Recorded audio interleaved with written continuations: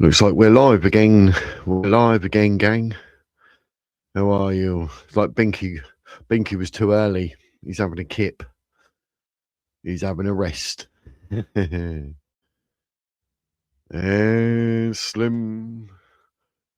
Dancing girls, I missed them. Where's the dancing girls, folks? I don't even know how I'm doing that. I'm not a girl, am I? Me Smurf's got a nice smile on his face. He's all right. But yeah, I've got a voice thing going on today. Still got a sore throat. It was touch and go whether like this weekend was going to happen. Of what they're calling shows, so if I do less talking, good. But my voice is getting deeper every day. So yeah, like where are the dancing girls? And the answer, dancing on the ceiling. I looked up, mate, but it's just looks like I've just got to paint my ceiling. That's all. How you doing, beats and tapes? Hope you're well. On a what looks like quite a miserable Saturday. It looks quite bright, doesn't it, through there? But don't let that fool you. How you doing, cherries? Hope you're well. Hope you're well. Yes, don't be so surprised, Slim. You know, being that it's like the Wiz's channel. You're like, what? What's the Wiz doing here? Yeah, the purple one. Yep. So I can wash the black one, get a purple one. I've got two. I bought two. You save like 50p when you buy two. So I was like, oh, you know, it's a bargain. That's like the equivalent of 25p each off. So yeah, I do like my purple. I've got a purple mouse mat as well. Look, that is purple, believe it or not. But it's just like probably seen better days. And I should have worn my purple hoodie, like you do. But yeah, hopefully see what people are going on. Yeah, we spoke about that yesterday. Oh mate. It's really weird, isn't it? Like makes no sense. Katie Hopkins done a funny video saying that they got like hamsters or something, they're fattening them up so they can make his little shawl thing out of it because he's so tiny. But yeah, I mean, what he's absolutely destroyed London. He literally pooped all over Christianity, and then Starmer wants to turn around and say, "Oh, we can make him a lord." For what? For what exactly? What has he done for London or any person that's a Christian? Nothing. Oh, but the Muslim community, and that's exactly what they said they'd do, wouldn't it? They infiltrate politics, do this and that, and then they can start doing whatever. So, like, you know, Sadiq Khan's proof of that, especially when it comes to the gangs, wasn't it? Like, oh, sorry, could you explain what you mean by that? You know exactly what I mean. Yeah, but could you explain what you mean by that? You know what a gang is, mate, and you know what the groom is all about. But it's pathetic. Yeah, that's the last thing he should be doing. Like, he's done nothing for the country, absolutely nothing. We certainly hadn't done London any favours. Crime through the roof, in it, or the knife crime, and with the grooming gangs and everything else. It's absolutely crazy. So Sadiq Khan, like, it's ridiculous. It's ridiculous. It goes to show that they all stick together, don't they? Oh, you do this, you do that. Do you know what I mean? And then we do this for you. But yeah, outstanding work towards the Muslim community. I mean, that's ridiculous. I mean, you don't see, oh yeah, for the Christian society. What? Do you know what I mean? The king said sorry for taking so long. He shouldn't even, like, Keir Starmer. Oh, I'm not saying sir before his name, and I'm certainly not saying it before Sadiq Khan. No way, ever. They don't deserve it. They're both an embarrassment to this country. How you doing, Pat? Wizards Wombles, Womble Wizards. Electrodocs in the house. I thought you might have been out on a date, mate. Date, meet. Going to the king and Keir, he's the best ever. Yeah, because they ain't got a clue. They could not be any more out of touch if they tried when it comes to Sadiq Khan. I've never heard anyone ever say a good word about him. And believe you me, people posting on there do not like Sadiq Khan or Keir Starmer. Do you know what I mean? It's absolutely crazy. I mean, what has Sadiq Khan done for London? What has he done?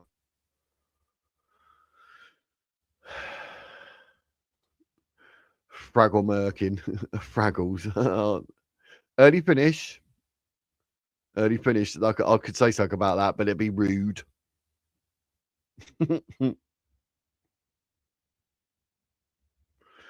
But I'm just lost for words when it comes to Sadiq Khan. Hello, Nelly. Nelly. Such a good name. They named her 3 times. Yeah. So what I think about it, Pansy, is that Sadiq Khan should just be stripped of everything. He doesn't deserve nothing. Neither does the Starmer. So for them to, or for Starmer to turn around to Sadiq Khan and say like he deserves it for something, I don't know what planet he's on. But yeah, I don't know. I don't get it because as far as I've seen, it's the crime rate in London has gone up, stabbings up. We've got the grooming gangs, London. What's Sadiq Khan done? What has he done? Apart from close streets to celebrate Ramadan and completely blank St. George's Day, what has he done? I'm struggling, guys, when we all throat here. So when there's people around who want to come up, so I'm not going to be able to talk for like stupid long. So people have to like do whatever, and I can do little bits of here. But if no one calls in, then I don't know how long I'll go for. Maybe half hour or something. I've got one story that you're gonna be in fits of laughter because it's a real kick in the nuts. It's like you lot can pay for him, but because we're government officials, we don't have to. Yeah, you would not believe what's going on. Jerry's, did we all see the European Parliament the other day and the right-wing parties having a standing ovation for the changing of the guard and Epic City in Texas being put to a stop? No, I have not. The changing of the guard and Epic City in Texas have been put to a stop. I don't know what that is, mate. No, I haven't seen or heard or nothing. I saw something about the EU saying how useless they are. Sadiq has spectacularly FKD'd up London. Nobody has done it so badly before. Oh, exactly. I don't get it. Like, I wonder if it's Sadiq Khan's idea to have gesture eggs instead of Easter eggs. Isn't it? That wouldn't surprise me. He's the size of a cream egg, isn't he? Oh, Sadiq Khan. It looks like he's been pushed through a tea bag. Have you seen him all strained and that? He doesn't look healthy at all, does he? Looks like he's starving himself. Mind you, coming out of the other side of Ramadan, or is it Ramadan? Ramadan people. That's just gluttony. That's just they stuff themselves silly. Yeah, they make out this that they don't eat for a certain period of time. That's all. And then the other times, it literally like heart attacks and all whatever go through the roof in the Muslim community. They literally stuff themselves silly, and then they moan and say, "Oh, you can't eat because we're not allowed to eat." Well, what? That's 2 different religions, mate. And most of the people would be like, "Well, I'm atheist or agnostic, so shut up." So trying to force it all on us, it's crazy. I know you start, yeah. How you doing, Monty? Texas voted against Sharia law. Yeah, don't blame them. Sharia law's got to be one of the most. I think I posted on X about that today. The thing I normally put up on screen, I put up on there and said like, what do you think of these Sharia laws? Like they're crazy, but yeah, it's nuts. Oh yeah, I posted it 3 hours ago and it's been seen by three people. Oh, that shows you how social X is, isn't it? It's terrible. It's really bad. So, but yeah.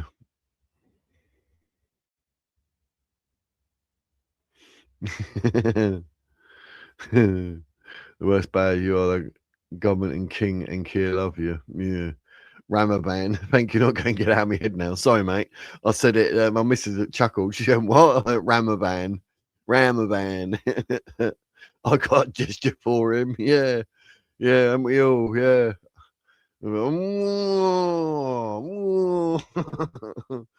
Oh, he's probably about the same height as my finger.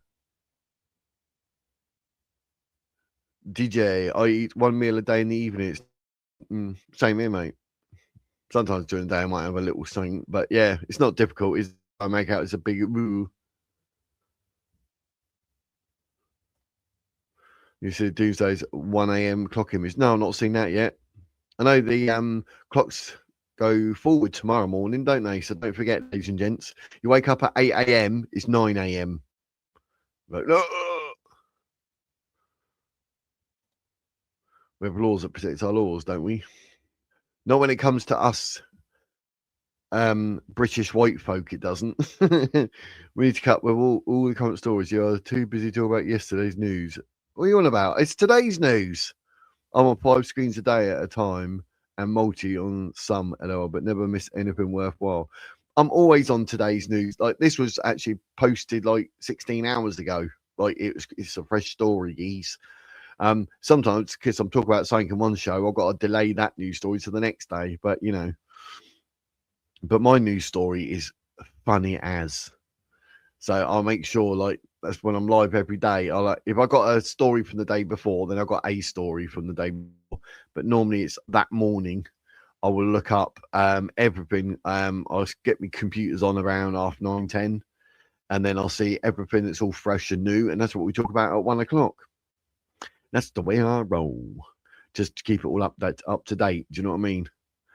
But like today, I thought, right, I'll pick one story. People are calling because I can't talk too much. My throat, it keeps goes all weird. Oh, it's strange. I sounded really deep this morning. I was like that type scenario. So yeah, but I'm always keeping up with today's news. Only yesterday's if I couldn't fit it in that day. So, God, it's going up where you live, Monty. Afternoon to Pirate Box. Oh, Jake's in the house. How you doing, Jake? Hello. Oh, I read your Substack thing with regards to Trafalgar Square. Mate, you use some big words, don't you? Like the third word in your article, the third word. I was like, and I was going to actually look up what it meant today. I've literally just remembered now. I think it began with a D or something, but it's a big word. I was like, ooh, this is going to be educational. Tell you're an English teacher. Petrol is 188, diesel 220. Blimey. 5 screens. I've got 2 screens. I used to have 3, but I'll not use my PC anymore. But no, I'll go back to my laptop. It's better. So the PC tower thing's down there now, but I've got this screen up there. I've got my laptop screen. They're connected. But I used to have another screen like that to the left or to the right, and then I could have. But yeah. I have a meal in the oven. Oh, you're always eating, Slim. Chicken tikka masala from Aldi. Woohee! Chicken tikka. Surrey. Oh, you're in Surrey. Oh, you're Surrey. You see the load now and powers to administer ban or restrict any website or online services. Oh my God, it's going to get ridiculous. They can't just go around. Oh, see, that's again, they're trying to go back to like when it was just mainstream media, you know, channel 1, 2, 3, 4, 5. They want it back then where they can control the narrative. So what any website or anything or whatever that gives a different narrative they don't like, boom, done. That's what they're going to do. Should cut the brought by GB News on Parliament wanting to end the relationship with the USA. That's ridiculous. Diesel was an arm and leg this morning. So they are putting the price out. They will be wanting an eye. Yeah, arm and leg and an eye. Yeah. You see that key now to restrict you kids from 1 hour a day, then 2, 3, 8 searches. Oh, I've not seen it. No. Yeah, it's good, mate. It's good. I read it because it came from my email.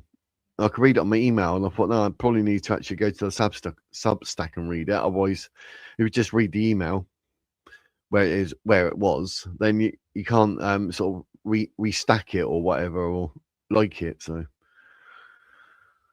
I'll put that word in deliberate for people to look. It was crepuscular. Ah, yes, crepuscular. Don't even know how to say it, let alone everything. But yeah, literally, it's like the third word, isn't it? Like, can you tell me what it means, please? Save me looking it up.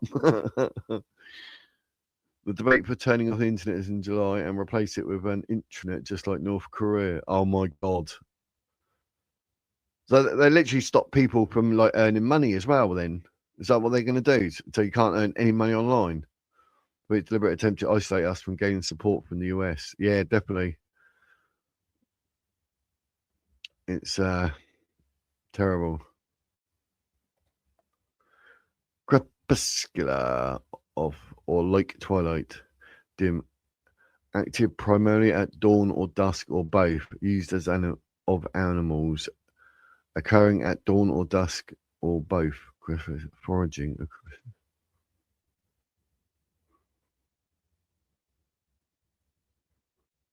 Occurring at dawn. Oh, okay. Well, there you go. Live and learn, ladies and gents. Okay, I'll read what I think you need to. Also, watch the positive things that are happening all over to give us hope rather than encourage the horrible stories and keep us suppressed. Yeah, the story I've chose here is a good one because it's gonna make you laugh because there's always like one rule for us and different for the government. Since implement the new child safety, I got a notification to verify my age by my bank account. I haven't done it yet. Oh my god, blimey, blimey. There you go. How funny is that? Labour ministers are lambasters, hypocrites after claiming nearly £60,000. That's like in taxpayers' money to subsidise their fuel. What? Cabinet ministers were branded hypocrites last night after claiming nearly £60,000 in expenses towards their petrol bills, while Labour refuses to help motorists by scrapping its fuel duty hike. 11 of Starmer's cabinet. See, I'm not reading out the word, sir. You got no chance with that idiot. No chance. Starmer's cabinet have relied on taxpayer-funded subsidies to help run their vehicles, and recent years' analysis expenses receipts reveal. They collectively became £58,589 in car mileage over 3 years, with some lodging claims for more than £8,000. Critics said it wasn't a good look, while Starmer and Chancellor Rachel Reeves refused to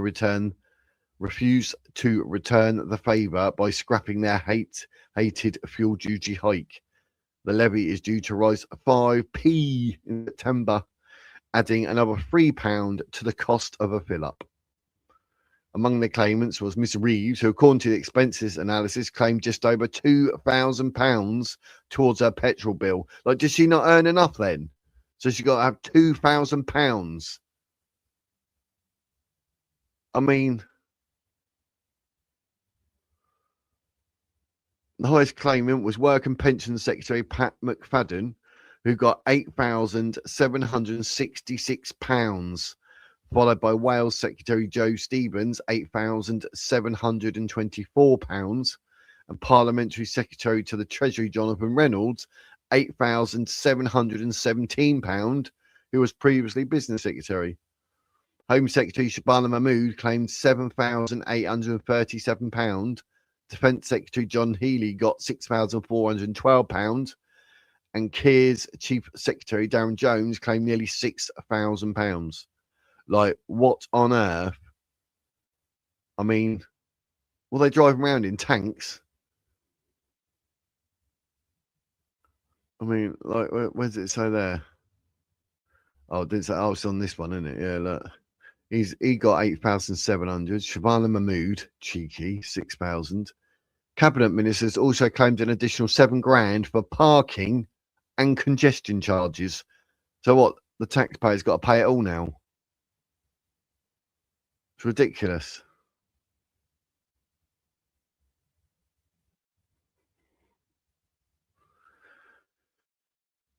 Robert's in the house. Afternoon, everybody. Hope everybody's having a good day. Sunny day at Mansfield, Ohio. Oh, happy days. We got a gloomy one. It's sort of trying to be, but it's a bit cloudy. That's for cars. Cars. Yeah, blooming out. It's ridiculous. Iran wants to put a toll in the Strait of Hormuz. Oh, that doesn't surprise me. Helicopter. That's what they're blooming going around, isn't it? Didn't Iran turn off the internet just before they started shooting? Yep. So the international community couldn't see the atrocity they committed. What will happen if we lose access? I dread to think. I mean, they can't do that, surely. What about freedom of whatever? There must be a freedom or something, or our right to do something. That'd be ridiculous. The taxpayers paying out over 60 grand, ridiculous, just for their fuel. You got to pay whatever for your fuel, but they can just like claim it all back. Taxpayers are growing increasingly impatient at the way MPs are shielded from hardships. Yeah, just claim it. Where it's council tax, inflation, and now the price of petrol, politicians are often able to avoid rising costs, even when they are directly to blame. Yes. Howard Cox of the Fair Fuel UK campaign said, while us plebs have no choice but to pay fuel duty, VAT, congestion, and parking charges to go to work, these political careerists expect everything surrounding their £98,000 salary lifestyle to be picked up by those who put them in Westminster. It's not a good look. It stinks of hypocrisy. There is no suggestion that those who make claims have broken any rules. A Labour spokesman said, all claims are made in line with independent parliamentary standards authority rules. Yeah, I bet they are. That's the way of worming out of it, isn't it? With this idiot. Like, what an absolute prat. So that's just typical, isn't it? So they basically covered their backsides. Like, oh, no, we're not doing anything illegal. We're allowed to claim all that. So 60 grand in taxpayers' money. Why can't you send that to the NHS? They need it. The starting to be I was banned. Banned from what? You're a mod. You can't be banned. Yeah, that's what we need to do. Drill, baby, drill. Let's talk of energy lockdowns. I think they are trying to butter us up for bad news. Well, that really wouldn't surprise me. Another Robert. We are being screwed. That's the UK. Yep, basically. So it's terrible. Is Rupert Lowe our new Churchill? Who knows? Who knows? I don't know, they get like £500 bonus each day they turn up for Parliament. There's something stupid like that. The hardship that they have, it's ridiculous, and they get all that. Yeah, hailstones, blimey heck. What the people think about energy lockdowns that are coming to Australia and New Zealand in the next few weeks? I wasn't sure how they were going to lock us down, but it's coming to us soon. It's just any excuse, isn't it? They try finding anything. Like, it's been like this in the past with wars and whatever. They try and blame it all on, like they tried to blame Ukraine and Russia war on fuel, and you're like, hang on a minute, we get 5% from Russia, 5%, and you think like that was an excuse to double our bill. No, it's because they've had middleman and subsidising all this green rubbish for lies. So yes, they are. Yes, they are, Slim. So that's why they turn the internet off. Yeah, that'd be a thing, innit? Just ruin it for everyone.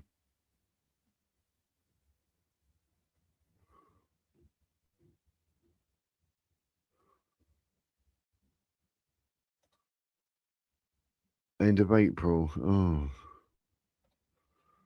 Hey there, Mr. Waffle. Hope you're well. My message won't go through. Oh dear. Maybe do Cromwell. Well, miss. Not a lot, mate. I was just going through like how Labour are claiming all the money back for their fuel, but people, who actually have to buy petrol and diesel and that, that's just got to pay it. They can claim it all back, mate. They only earn 98 grand a year. It's not like they can't afford it. 8 grand in a year. Like, you choose to go here, there, and everywhere. Oh no, it's all subsidised. Like, that's ridiculous. So I wonder if that's like all like government work, so they can claim it, obviously, while working, even though you got to pay for the vehicles and the drivers. But I get, like, you're on official duties. I get all that being paid, but there's a limit. I mean, blimey, it's like, hang on a minute. So, but yeah, for that article, said they're on like 98 grand a year, and that's probably before they get any bonuses or whatever, maybe, is it? But 98 grand a year. That's nearly £2,000 a week.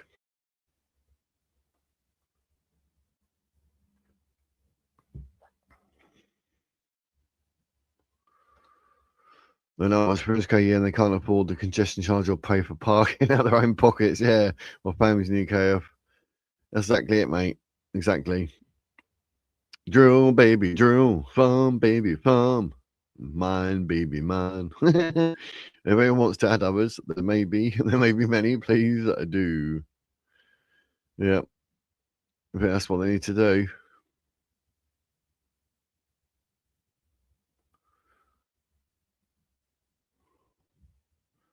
The Russians nuked Paris and aliens landed in Trafalgar Square.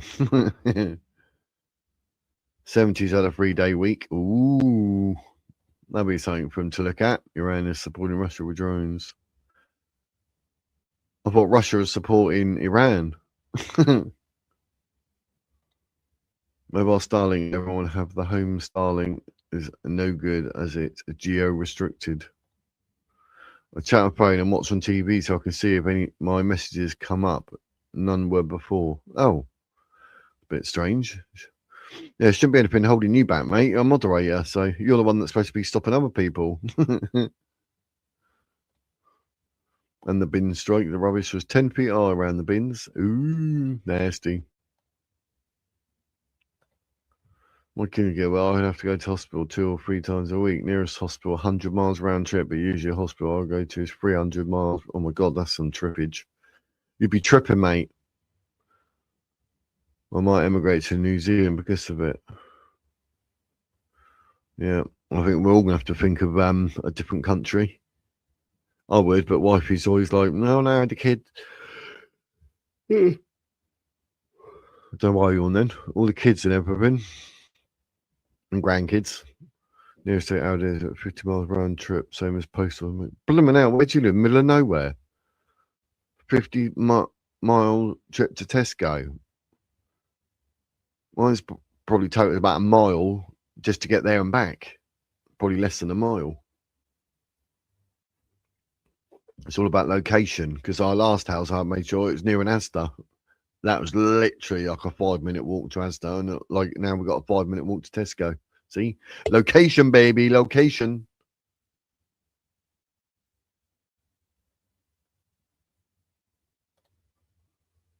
Oh, for assistance, I help. Yeah, it probably comes out of his money. So if you don't UK, don't use their resources, somebody else will. Yeah. They will. It's like I saw Max saying it said something, that picture of that tosser, and I was like, I know what that's about. You can look at this tosser instead. Are you down south? I am. Portsmouth. Whee! Come on, Portsmouth. I met a lady in the high street yesterday who had her handbag stolen. She was desperately looking for a bank to stop her cards because her phone was in her bag. All banks have been closed. Yeah, they're few and far between now. It's terrible. That one. Max, you got a picture of that tosser off my screen. Yeah, ruin your telly, innit? Ruin the telly. It was like, well, yeah, we don't want to see that idiot. Which is completely understandable. Completely understandable. But yeah,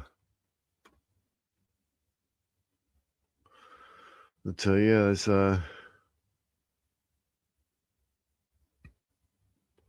got quite a few stories actually stacked up. Wherever we do call-ins, I those stories sort of back up because I do call-ins, don't I, on a when do I do call-ins? On the Wednesday. And then obviously Saturday, Sunday, all the news, that's what all stacks up. So like, excuse me. So because do call-ins and that, I can do a story or two, but then obviously that gets carried over and then it gets carried over to Monday. So sometimes on a Monday, I could be talking about something that happened Saturday or Sunday, but I always look to see if it's still relevant. If it's not, then sometimes I'll just get rid of that story. So re-industrialize.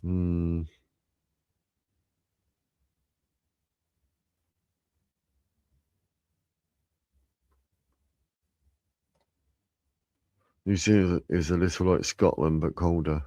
What, New Zealand colder than Scotland? That's not possible. Don't believe that. What, Scotland's maybe a lot colder. You missed a message or got deleted. My council agreed to the 9% new and available homes must go to new people. There's homeless.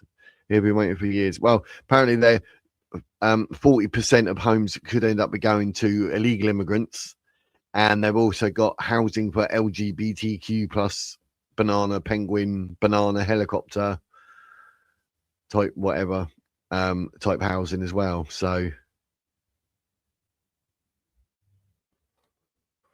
putting to press on the 2 bars above our typing and press on see all messages. I had the same problem before they put me right on that. Oh, that was it. Yeah, the and if you're on a phone, you've got to turn it, and then you should get an option to say live rather than top chat, live chat, and then you get it. Here they have mobile banking around once a week in Tesco car park. That's secure, isn't it? In the middle of nowhere in Wales, right area, my village got about 100 people. I bet that's nice though. Like, you know, but surely can't you just order on Tesco and all that? Pay a £5 delivery. It'd be much better. I would. I'd get things delivered. I say to the missus and that, I know it's only a walk there and back, but she likes to sort of carry a bag or two. If it's more than that, she'd take the car. But I was like, when did you get delivered? Order exactly what you like then, none of this impulse buying bananas. Do you know what I mean? Because like we used to get the like chocky bars, but now where they've been shrunk and all that, and they're like twice as much. So we get half as much product, but pay twice as much for it. We're like, no, stop all that. I'd rather go about. I'm not falling into the trap of paying that. So yeah, so sweetie consumption dropped rapidly. But I've got that thing, and all. I got this.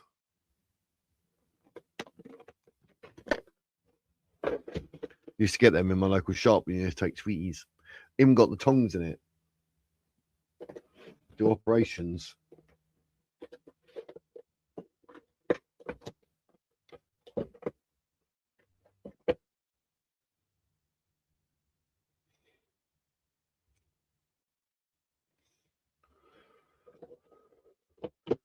I just grab them with my hands like that.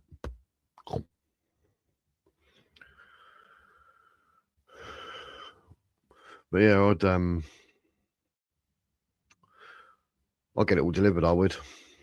I'd do exactly the same. Watch on TV and message on my phone. Yeah, the thing is, when you message on phone, I find I can't do the at option. You put at something, and it don't come up with their name. You know, you need to look at it.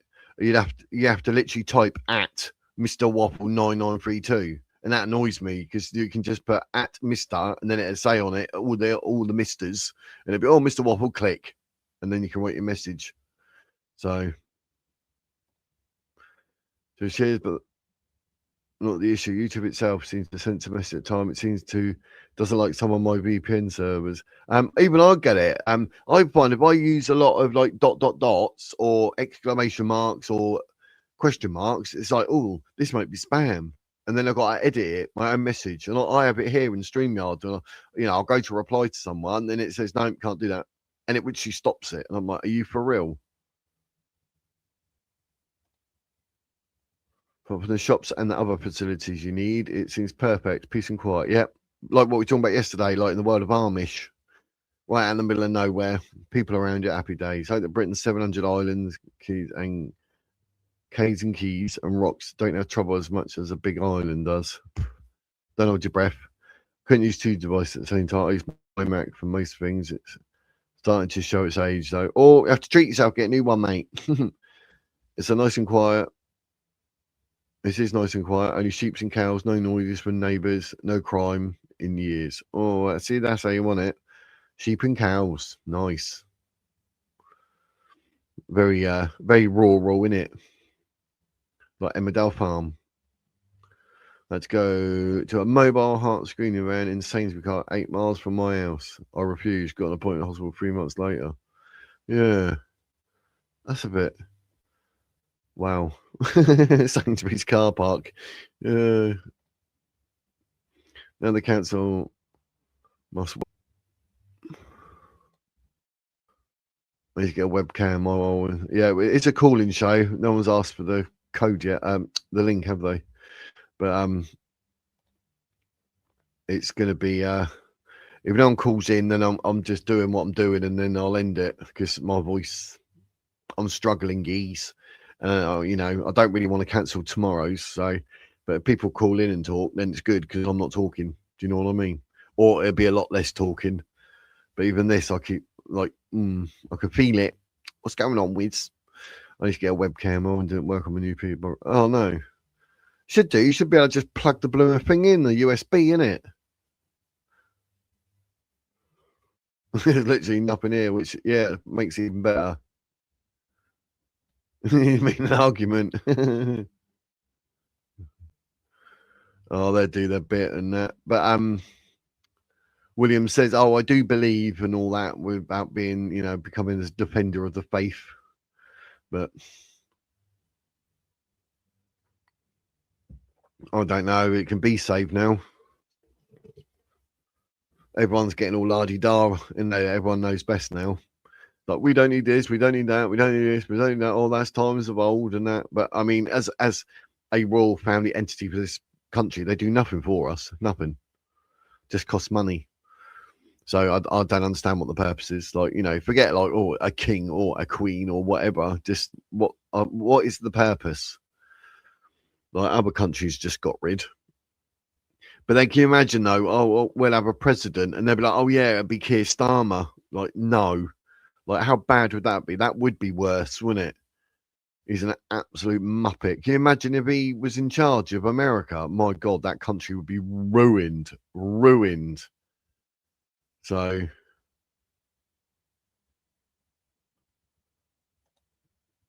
parts of New Zealand might be cold, but the Bay of Islands most certainly is not. Yeah, I thought New Zealand would be a warm country. It's like a country. We've got Australia. Just do all the Maori in that, isn't it? I thought New Zealand was by default a hot country. Jake, I want to debate with you. What came first, the chicken or the egg? See, why? But I don't know why people always have to ask that, because the answer is obvious. It really is obvious, but oh well.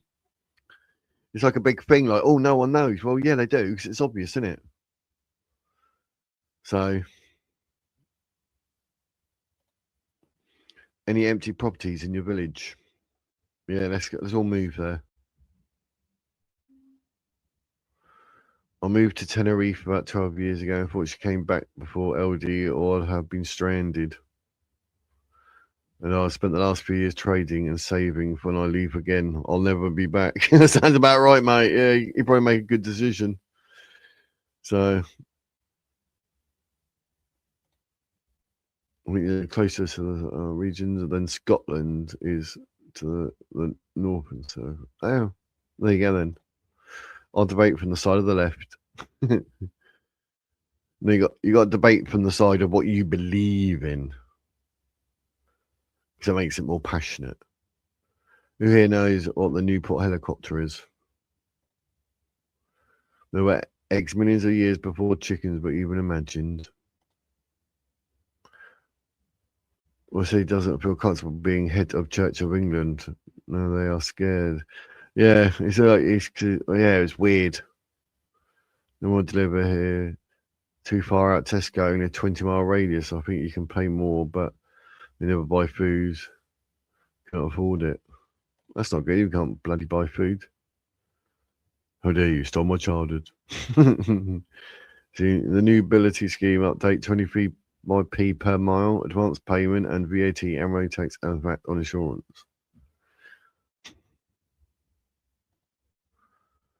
During lockdown, the supermarkets were making a fortune on delivery charge. Yeah, I bet. And all that stuff they come up with, like, you know, doing the Uber Eats and Deliveroo and all that rubbish. If you drive the wrong way around the planet, you can make $1 million. If you drive the wrong way around the planet, you can make $1 million. Yeah, it's in sub. So how it will. Yeah. Yeah, I won't be getting anything from either. If you're a good VPN, not private internet access or private internet VPN. Always make sure that I live near shops and services, as I can't drive. Yeah. I mean, it'd be nice to sort of think, you know, if you ever need anything, it is a nice little stroll in a village to wherever. You know, you don't want to be walking crazy far, but you know, for like, oh, I could just walk for 10 minutes there, get whatever, walk back. Do you know what I mean? That'd be nice. Not so much on snowy days or rainy days. I get that, or freezing cold wind. But you know, as a rule. But then you are close enough then to get it delivered should you need it. So yeah, let's everyone blame Pouncey for his location. Well, shouldn't have lived there, mate. You brought it on yourself, living in the middle of nowhere. You can see what happened in Africa, mate.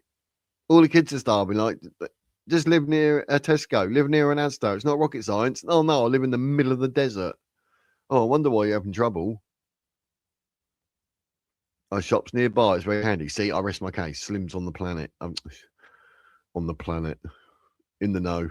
Nearest shop is just around the corner. Yes. See it? Same here. Literally just walk down there. It's about 2 minutes. And to put it was just you not posting my reply. Sometimes when I specify something, but for none of the chatted comment, it's very unusual. But I try now to choose my words as I agree it's censored. Yep. I think it's about a month ago, wasn't it? We're all saying on YouTube was like, oh, the message that you were putting up, like it's weird. People go, oh, where's my message? Oh, where's my message? Where's my message? It's like really weird. So I don't know what they're doing. Someone can't terminate him because of insurance tax. Everything's around my house because it wasn't economical to drive anymore. Yeah, even worse, you got those stupid electric vehicles that you don't even need. I have a local shop, but it's very, very small one. Small room in a house, and it's very expensive. Yeah, it would be. But I'd rather pay that than go anywhere else, if I'm honest. Is there a link? Yes, there's always a link. There's always a link. I've not passed that up, did I? We do a very good job. Enjoy the show. People are human, can't do it all the time. You got a good work. Yep. Yeah, Wipey's like, oh, you should cancel the weekend shows, like today's and tomorrow, and that way give your voice a rest. Cancel a show? I don't think so. So no, we do call-ins. They're call-ins, so people call in. I said if I talk for half hour or so, and then you know people calling in, then it should be all right. Sure, the king's not gone. Left. Are we allowed to say we don't care? We're allowed to say that to Point Fox. Like he served no purpose ever, has he? Like he's just he will never ever in his life ever be anything like his mum. Never. I mean, he's just I don't know what he is. Useless. How you doing? Hello. How are you today?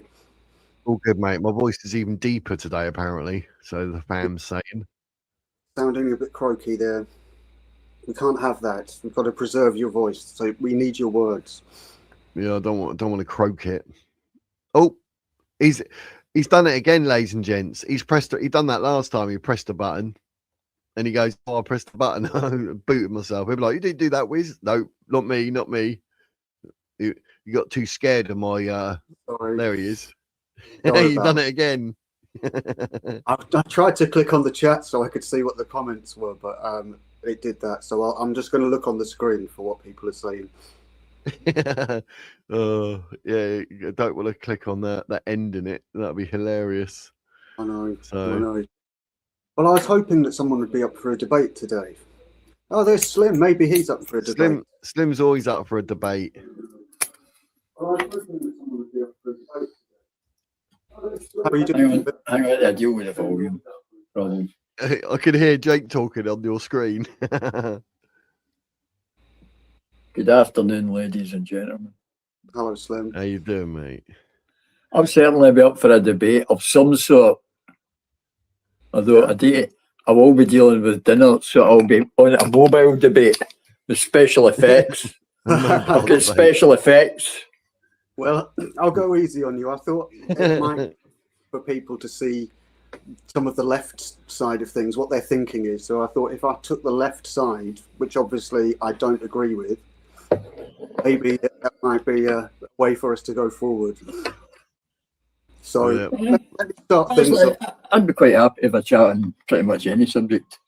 Okay, let me start things off then. I think that one of the most important things for government is that they need to be active. They need to have a role in society that is prominent, and it's important for government to guide people's behaviours and their conduct because it benefits society overall, and that's why we have a rights-based society. Would you agree with that? To a certain degree, yes. It's good to guide people in such things as not murdering thy neighbour and raping thy neighbour's dog. But insofar as what people do and think, I think there should be greater freedoms.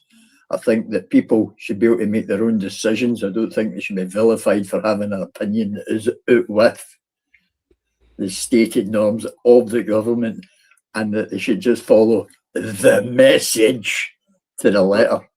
But are all opinions equal? I mean, No. surely. What would make one opinion better or worse than another one? I mean, surely they're all on the same footing.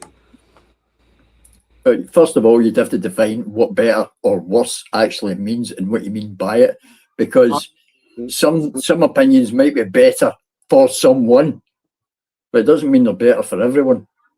Well, I'm talking specifically here about words or behaviours that can cause measurable harms. Can, other than ordering someone to cause destruction, pain, or injury, can words actually cause harm other than hurting your fifis? Yes, they can cause psychological distress to people. They can cause intergenerational traumas. That is something that, yeah, I would agree with, but is it defined as harm? Is it actually harm in the sense that perhaps the people that are absorbing these words should be socialised into accepting the fact that they're the ones that's having a problem? I mean, like, there's many a time I see things that other people, iron brew, to mention iron brew. Now, I can't drink iron brew, it gives me a sore stomach, right?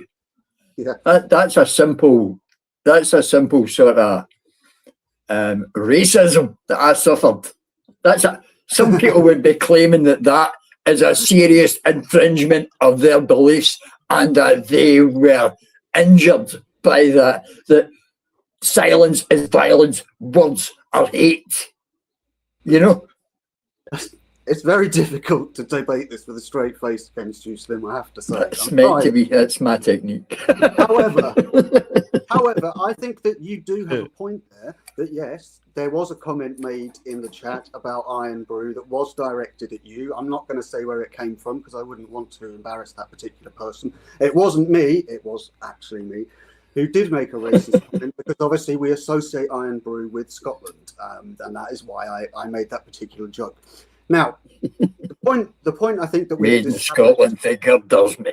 I know, you rarely see it here. I mean, I haven't seen it for years. That must be a cultural thing. But no, there's the first point I think that we've established to do with the left. One of the things that they're very keen on is big government. Government should be in control. You know, we saw this with the lockdown, with them pushing forward the science, for example, which we know was actually flawed. So what they tend to do is they tend to rely on the idea of institutional expertise and these so-called experts who are there to guide us and shape our futures. Now, I don't know about you. Yeah, I saw that comment up the cherries. That's why I'm now speaking about it like this. The problem with a big government is it doesn't allow, like Slim said, it doesn't allow individual freedoms, and individual freedoms are the basis of a liberal democracy. So they kind of sort of cancel each other out in that regard. And when it comes to big government, I don't think we've ever seen such government overreach that we have right now. And we particularly see it in its most measurable way through the way that language is being policed, which is why, again, Slim was quite right to point out the example of the Iron Brew, because that's exactly the sort of ridiculous comment that can get over-exaggerated and overinflated online and cause these massive sort of grievance and identity problems. So absolutely. But in relation to the Iron Brew comment, right, well, I'm just using that as an example. I am simply not offended. No. I am not offended. But no. the average lefty has learned that these speech techniques, and that's all it is, it's a technique that they've employed to get one over on you, the enemy. Yeah, they view you as the enemy. They do. Now, one of our problems on the right, the so-called right, I never considered myself right. I was a shop steward and a union activist and all the rest of it in my working life, right? Yeah. And it's only since my retirement when I get called a Nazi for saying that there was economic reasons that we shouldn't have several million people here sponging off the system from foreign lands. Now, at that point, I get called a Nazi, and I thought to myself, oh, hey, what's this? And I actually says to the gentleman in question, a few weeks ago I was defending your rights and representing you in front of the management. Now you're calling me a Nazi. Now, they use these words as weapons. And I think these techniques, sorry, I'm just slapping some scran on a plate. I can see what you're doing. So how is it different then for you to be called a Nazi from the comment I made about Iron Brew? What's the difference between them? Well, the Nazi comment, which is often used by people on the left, when the Nazis themselves were leftists. I mean, it was the National Socialists for Germany, right? Yeah. The Nazi comment has certainly undertones of describing you as some sort of monster for your opinions. So you're sort of beyond sort of reasonable conversation, so to speak. But that's how they want to brand you. See if I can brand you. I don't want to say things because these things can get clipped out of context. See if I can brand you a monster. Yeah. I can dehumanize you, and that is devalued you in the eyes of those who might have heard those comments. Exactly. And then the people from that point forward will be able to say that man is unworthy of being treated like a decent human being. Yes. If exactly. a wild dog is running about my street and it is attacking a little girl with a black skirt on, black shoes, and a school uniform, now, that dog get grabbed round the scruff of the neck, held on the floor, and I punched its head in violently. That's how they would treat you in the same fashion. Yeah. Right. Now, that actually happened from this window here, right? That's an example that actually happened. That corner there, can you see the corner? Yeah. That corner there was a little girl, and I think she was up getting to an age, and a dog was getting excited by her.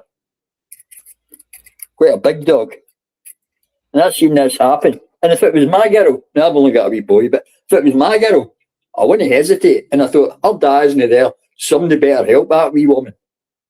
So somebody did. No, that dog didn't get treated fairly.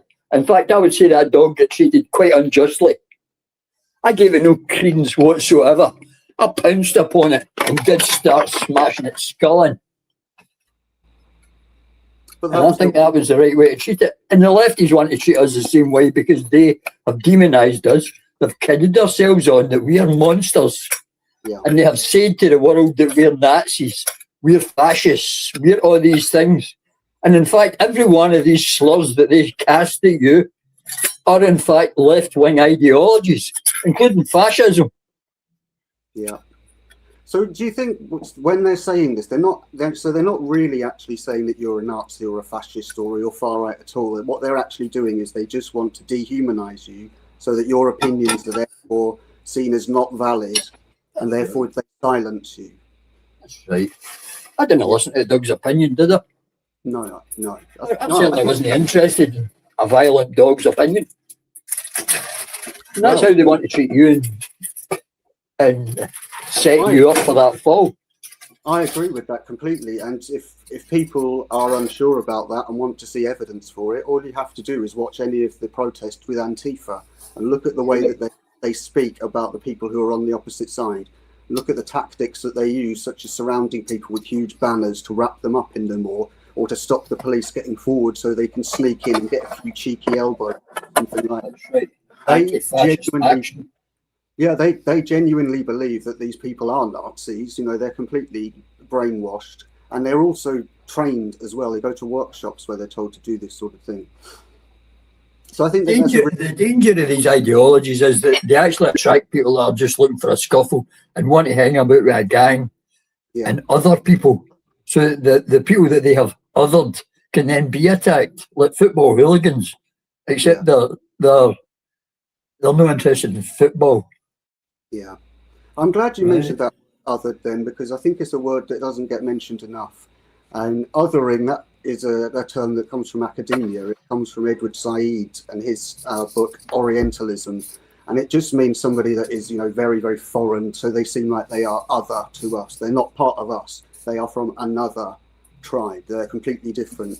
And I think that this othering is very, very much happening with people who are on the right at the moment. There's a deliberate shift to try and ostracize and alienate these people and present the view that what they're saying is completely beyond acceptable conversation. And the thing that's interesting about it is not that they're doing that, but it's the fact that it doesn't actually seem to be working that well at the moment. People are starting to reject it, like Rupert Lowe, for example, by saying things like, I don't care.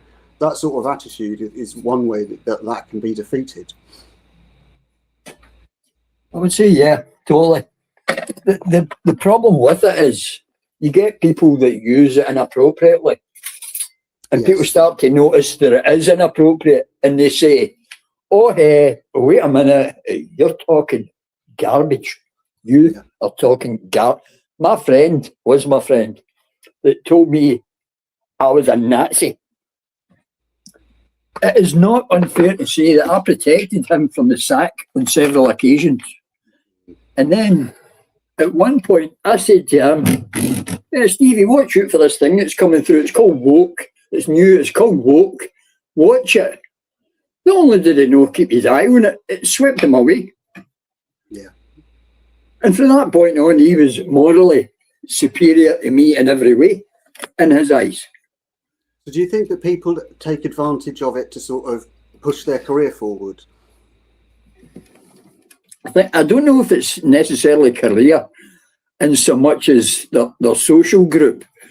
For what I've witnessed, it's the social group they're involved in that tends to dictate not only what they become, but how they put it across. Now, I'm quite a lowbrow person. I'm not going to try and I'm not going to try and make it so that I've got a highbrow demeanour. I'm actually quite well educated, but I've got a lowbrow demeanour. I understand. Right? But him, his family, what they consider middle class, his mother's a school teacher, his father was what you would call a scientist working for a large multinational corporation and metallurgical analysis and lab processes. To me, it was John. It was just known as John to me, right? For the 35 years of my working life. But his family considered, despite working beside me in a factory, and his mother was a teacher for, I mean, I know you are a teacher, right? I was married to a teacher. Right? I was married to a teacher. Teachers are good and bad like every other walk of life. The teacher I was married with was a bit of a nitwit, if you ask me. Right? No, I know they come in good and bad. They're not all Einstein, right? But he considered himself, despite working beside me and me having a superior position within the manufacturing industry and better qualifications and etc., he considered himself middle class. His house is a quarter mile from mine. He considered himself middle class, and he has adopted certain speech patterns and styles which denote him as being slightly better than you. Yeah, my sister does that. She's exactly like that. Yes. She works at the You get me? No, these people, it's how they consider themselves. So their social group actually dictates how they come across, because most of his social group behave in the same fashion. And I know this because I've met them. They consider themselves to be better than people that live one street away. Yeah, they do. Absolutely. That's a poor street. We're the rich street. Yeah. And it's making a moral judgment at the same time, isn't it? It's not just that is it. We are better than them, and our opinions are better than their opinions because they're ignorant, they're ill-educated, and they're poor. Bang on. And it's not acceptable to do that.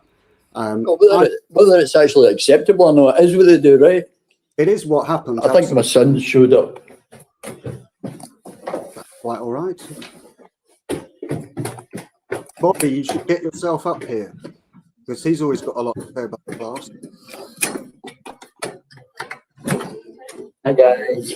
Hello. Is it good? Yeah, well, Talking to somebody there. it's all right. He's Dougie in there. You might bring his stuff back. He was ready for toast and that in the house as well. So he doesn't know it's in here. Fuck it in. Right, okay, take care. Thanks, bye.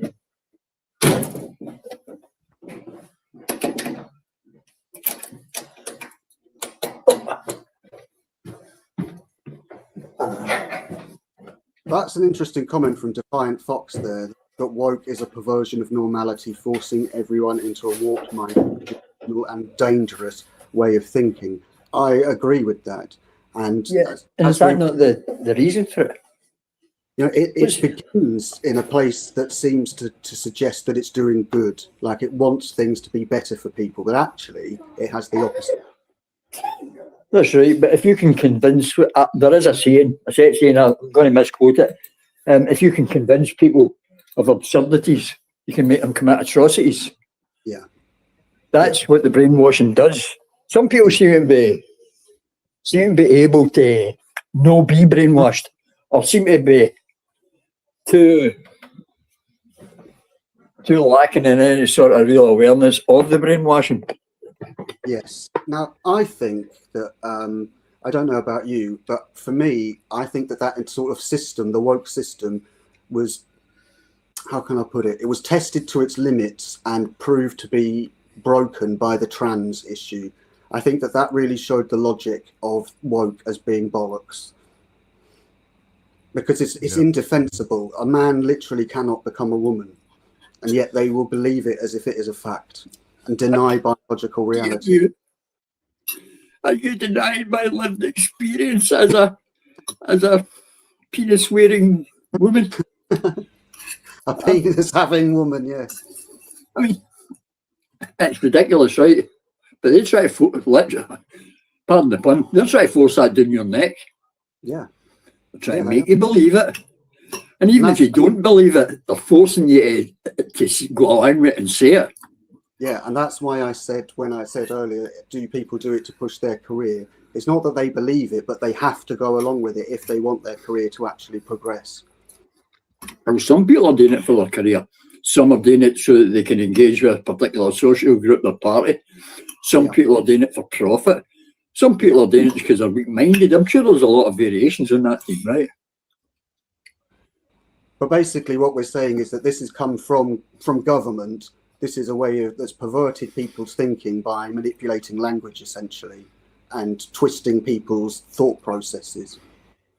Well, it's coming from government now, but it started elsewhere with Robin DiAngelo in the Frankfurt School, and Stalin, and Ibrahim Marx as well. Well, they're all victims of the Marxist mindset for the Hegelian thing, for Hegel to Marx all the way through. It filtered, zigzagged about a bit, got ice picked a few times, murdered 100 million, 110 million people, and then landed in your face as a woman with no willy, pretending to be a man, and telling you that you have got to accept it or she will get you arrested because your silence is violence. That is what I mean. That is the absurdity of it at its end point. So for me, that's where government has overreached too much. So I wondered if I could go into the next sort of area for leftism here and see what you think about this area, because that was an interesting discussion. This time, I'd like to know what you think about preventative approaches to crime. I mean, I understand that in Glasgow, there's been a lot of projects to do with youth that have tried to decrease crime and knife crime and things such as that. Those sorts of policies, would you agree that they are better than actually focusing on things such as the prison system? No, I don't. No? I'll tell you what I think. I think if people had genuine freedom, then the crime would be far less. Because see, if you see a crime happening now in our current 2026 society, and you take any action against the criminal, you are then the criminal in the eyes of society, in the eyes of the police, and in the eyes of the judiciary. That too has come through the whole communist system, where they expect criminals to be criminals, but they expect decent people to stay decent, and you're supposed to suck it up and swallow it. Yeah. And not only suck it up and swallow it, but be happy about it. And be lonely. Touched on a really important point there, actually, about criminals, because that throughout the communist history there has been a relationship between them and criminals for the obvious reason that they need the muscle. That's right. And it's always right. So yeah, I would agree with you on there. But when it actually comes to crime, though, do you think that surely the economic and social factors must play an impact on that? I'm quite sure they do play a factor, but the crime and punishment are always linked. See, if you think you're not going to go with the punishment, you're not going to get the punishment, then every soft target will be attacked. See, if I thought that I was going to basically get off scot-free with attacking the man across the road, stealing his car and raiding his pockets for his money, right? And I thought I could get away with that easily, more people would be doing that. If I think I'm going to jail, less people if I'm doing it. See, if I thought I was going to go to jail after getting my legs broken and my skull smashed in, I doubt many people would be keen to do it if they thought to themselves, wait a minute, the first thing he's going to do is smash my skull in with a chunk of metal, break my knees and probably my hands, and then he'll phone the police and I'll be in jail. Let me reevaluate my situation here, he'd be saying to himself, right? Well, we've had this problem in the past, actually. That's a really interesting bit that you've brought up there, because the reason that we had transportation in this country is because so many offences were reclassified as being capital offences, even things such as stealing a loaf of bread. But there were so many people that would have been hanged by it, it was seen as immoral, and it was seen as better to send them to the colonies where they could work instead and repay their debts to society in that way.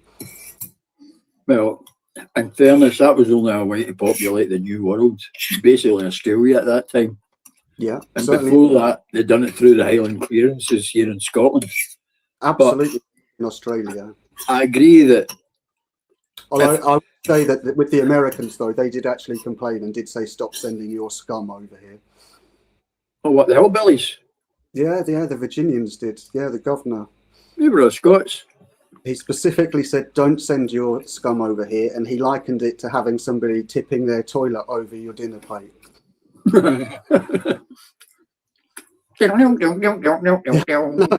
funny.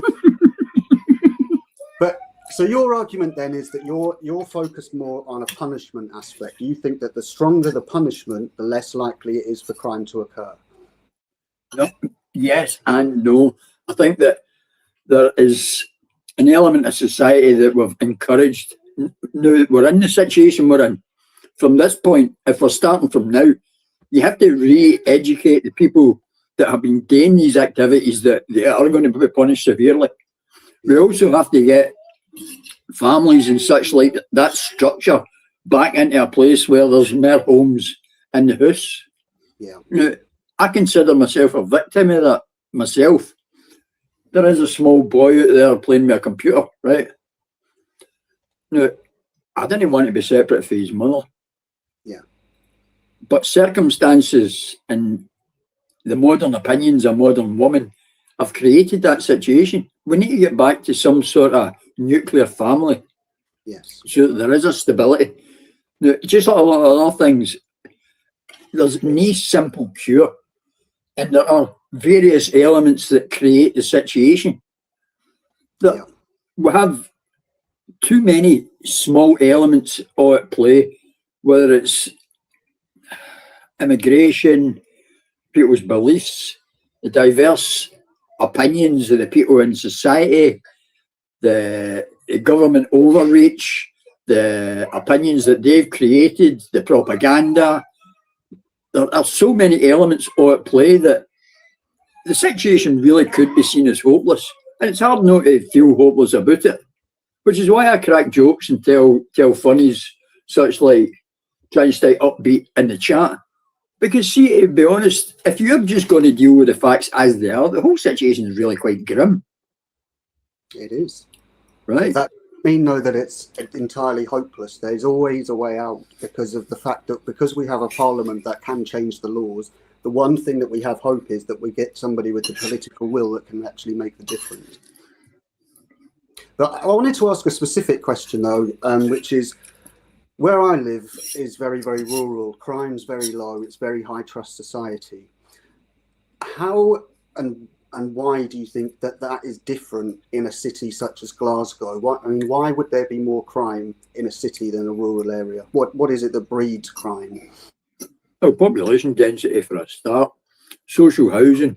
There's a lot of people that are put into social housing that are easily described as undesirables. In any built-up area, there are a higher density of these undesirables.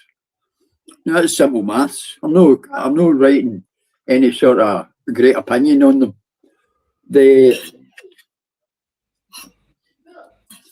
We have a higher population density of undesirable people in any inner city. Yeah. I mean, I'm pretty much in the suburbs here, right? So it's not so bad. Yeah. But if you're in the middle of a city, we know the tramps and bums are sleeping in doorways every 30 feet. You're going to get more in these environments. Right? Yeah, that's exactly what I mean, because we don't have that problem here. You don't see homeless people here. You don't have people who are out drinking on the streets. You don't have, well, you do have a drugs problem, but it's more done in private. It's a huge drugs problem because we have a lot of county line stuff happens here as well. So it's a different type of crime. And I suppose that really what you're getting at there is it's magnified more in a city because of the amount of people. Yeah, it's certainly more visible because if you live in a rural or urban environment, even the front doors are 30 feet apart. There's 2 doors in my building. The next one's 30 feet away. The next one's 30 feet away. The next one's 30 feet away. But when you compress and pile them up 240 feet high, and there's 7 doors in every landing, that population density alone will dictate that you're not got one person living in that footprint. Yeah. You have maybe 300 families living in that footprint. And that is a deliberate government policy as well, to put them in places like that. Now, if everybody wants to live in London, for instance, sorry to beat my dinner, they're going to have to build higher and higher and higher to accommodate that population, which is 7 million, I believe. Yeah. It's huge. You couldn't give them all an acre-sized back garden to play in. Yeah. Well, is there anything, do you think, that could be done that is preventative or sort of as an intervention that could be brought in earlier that might make some sort of difference or have some sort of effect? I mean, I suggested on here before, for example, doing 2 years of national service, and part of that having to be within the community, such as clearing up the area or patrolling it for safety. I mean, do you think something like that might help to reduce crime? Sure. It might be wiser to focus on the criminals initially. I've repeatedly put in the chat my ideas about how to deal with the criminal element. Yeah. Whether they be indigenous to here, India, Bangladesh, Afghanistan, anywhere in Africa, or the rest of it. See the recurrent troublemakers. The softly approach is laughed at by them. Yeah. And to deal with the problem that we have housing them, and by housing them, I'm talking about the prison service itself. Yeah. I would get a couple of oil tankers, and refit them as prison ships. Yeah. And I would keep these people offshore, maybe a day or so offshore, so there's no chance of swimming ashore. Well, Slim, you've actually mentioned an idea there that does have some historical precedent. So I know prison hulks were common at one time. exactly, and that is where I used to live at Medway, which is where the hulks actually were. Many of you may be familiar with Dickens writing about it in ways such as that. So we do have a precedent where we have taken prisoners from Great overcrowded. expectations is hard work, isn't it? Yes, God, 3 times I've tried. 3 times. I love the beginning of it, but it gets on my tits after a while. It's up here. Hang on. And it's Oliver Twist I've got here. But the thing is about Dickens, yeah, even something like Oliver Twist is that we think, oh yeah, that's shit, that's boring. Reading That's it. great. If you read But it. it's in your mind, you remember it. So I think your idea of using those tankers as hulks, that actually is quite a workable proposition. We've also got the option of decommissioned oil rigs as well. And there's also some military sort of bases that are on stilts. I can't remember what they're called. But they could be used as well. No, the platforms. Yeah. Now, see if anybody's seen one of these super tankers. A lot of people think, oh, it's a ship, a boat. They can't imagine the scale of one of these super tankers. They're huge, aren't they? They are vast. I mean, you fit the Titanic 3 times on the deck it. Yeah. Right? I mean, people Like can't a even small perceive. country, Oh, it's a town. It's as big as a town. yeah, it's crazy stuff. That is a really, really good idea, and that's something that actually could be workable. Let's try another issue here. See what you think about this one. Individual rights and identity group rights. How relevant do you think that these rights are to our society today? Do we have individual rights, or has rights shifted towards minority rights? People talk about rights, but you don't have any rights. What you have is privileges given to you by the government. Because see, if they can show up at my door, kick my door in, and drag me away and lock me in a metal box for my opinion. Yeah. Rights are just something they talk about in the back. We have no rights. What we have is privileges if they give them to us. Yeah. That's wrong. And I had this discussion with somebody once before online, and I was arguing, they didn't get this point, by the way, but I was arguing them that there's no such thing as rights, that there's not something that just automatically, magically appears. It's something that you're given permission, that you have the right to do that by a specific government, so by a human. And that makes it a privilege, doesn't it? Exactly. And they're all Sorry? they're all conditional as well. They're That's not. right. But we, in that sense, have no rights. They might talk about the European Court of Human Rights says this, says that, says that, but see when it comes down to the individual, you have no rights. And when you're talking about group rights, what you're talking about is group rights for some at the expense of others. Yeah, let's have a look at one. It should always be added at the end at the expense of others. And I pointed out to someone, sorry to cut you off, to someone I know. Every time I hear somebody talking about their rights and how they're wanting this and they're wanting that, at whose expense? See, the people that are talking about their freedoms and their rights, they're the first one to stand in the neck of somebody else to get it. Yeah. Now, I agree with you Every on that. time. But to look at it from a different perspective, though, and having worked with unions, I'm sure you'll appreciate this one. When the Equality Act came in and protected disability, that meant that in the workplace, my condition was protected. But my school consistently refused to acknowledge it or to put things into place. So I actually had to challenge them on rights there. And in that regard, I thought that the rights that were put in place for employment actually were quite fair, because disabled people, rather than starting in a position of privilege, because they start in a position where they're effectively behind everyone else, this allows them to catch up with other people.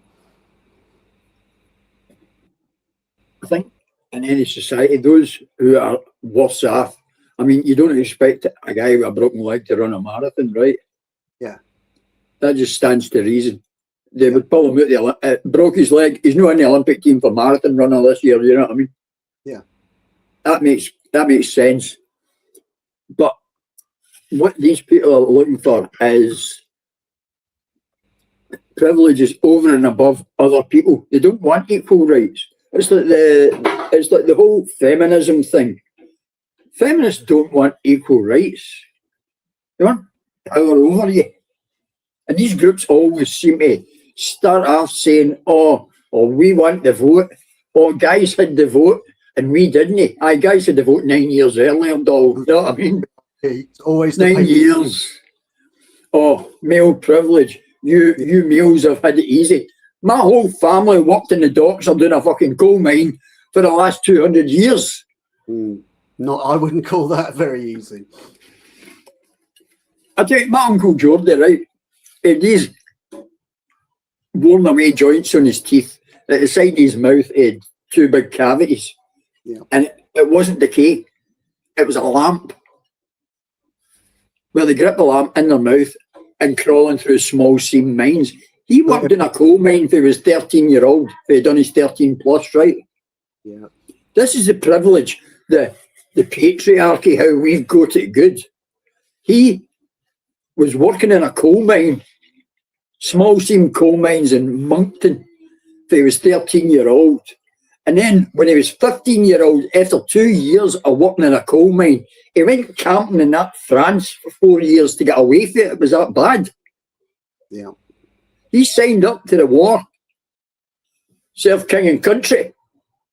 Of course. For a holiday. It was great, he says. You get fed 3 times a day. That was his opinion when he got there. No, he got a bit tired after 3 years in a puddle in Flanders. But he actually got out of a lifestyle where he was starving every day despite working long shifts as a child. And the feminists would have you believe, oh, yous have all got it easy. Well, what if we said the argument that sort of lifestyle doesn't need to be had today because today we've got welfare, so we can provide for people like that? Would you say that was a better option? I'm quite sure it's better for the people that manage to work the system and get the welfare. But it depends whether you're talking about our society, the wider society, or the global society. Because I'm sure all the Waynes working in the cobalt mines right this moment. Yeah. Right this moment, there are thousands of kids scraping about with a stick, sieving dirt out to get the cobalt, the Colorex tantalum, the zinc alloys, whatever crystals they need, the blood diamonds, anything that people with money need and want. There is a child somewhere digging a hole to get it. True. Right? Yeah. And they're always had. Are we talking about the global scale or the local scale? That's the first thing I'd like to ask, because if you're talking about a global scale, see the child out in, hang on there, shout. What are you doing right now, the place? see I hear you. See the child out there in the Democratic Republic of Congo. Yeah. He's going to look at how hard done by you and I are, and you think to yourself, what's he going to think to yourself about how hard done by we are? Yeah.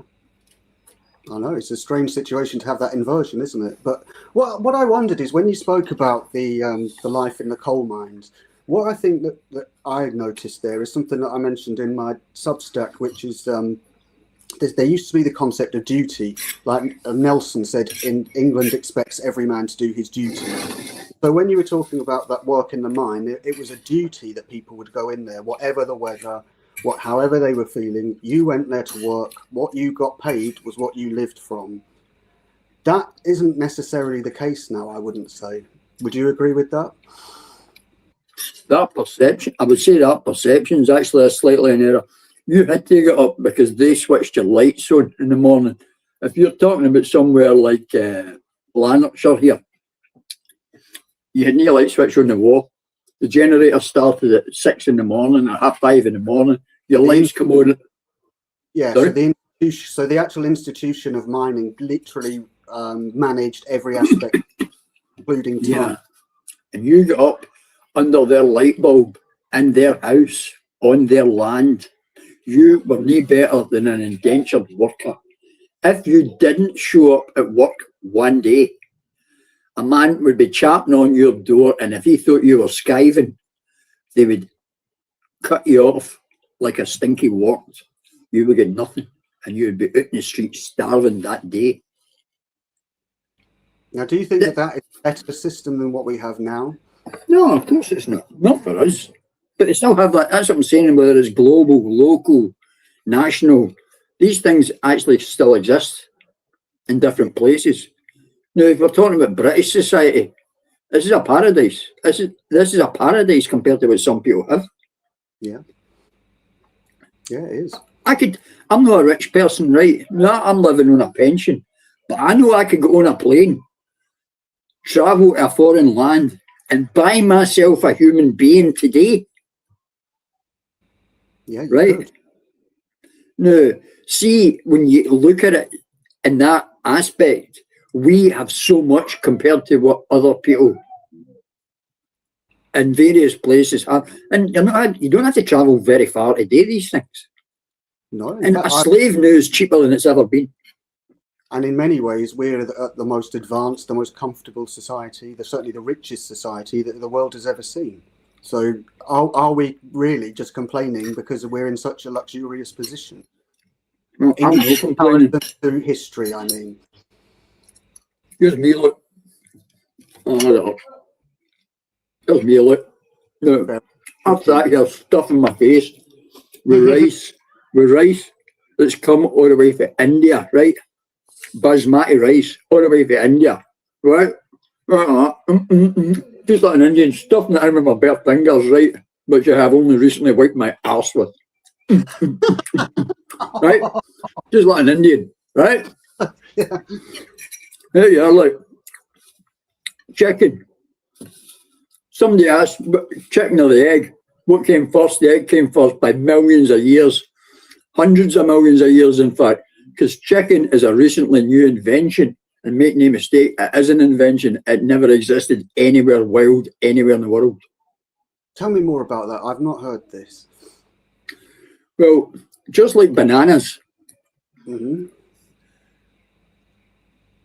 breeding programs, interbreeding programs, and genetic selection have created what we call a chicken.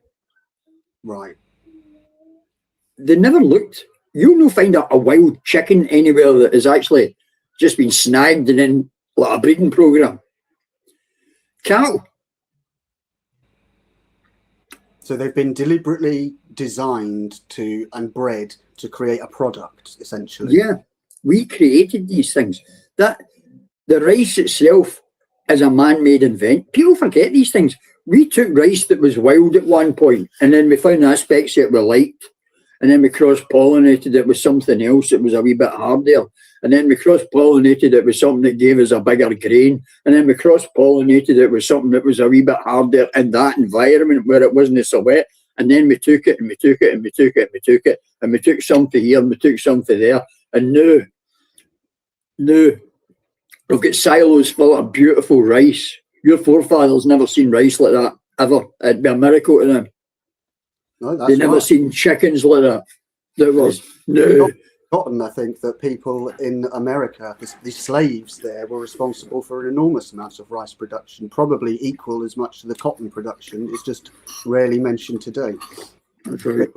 You're right about these things. They have become essentially manufactured into a product. So do you think that maybe that there's an attempt to do that with humans as well, through giving us these different rights and through, for example, creating diversity and multiculturalism? Is that kind of the same thing, trying to breed a universal citizen, do you think? I'm quite sure it is the case. And that's what the message is all about. They want you all to be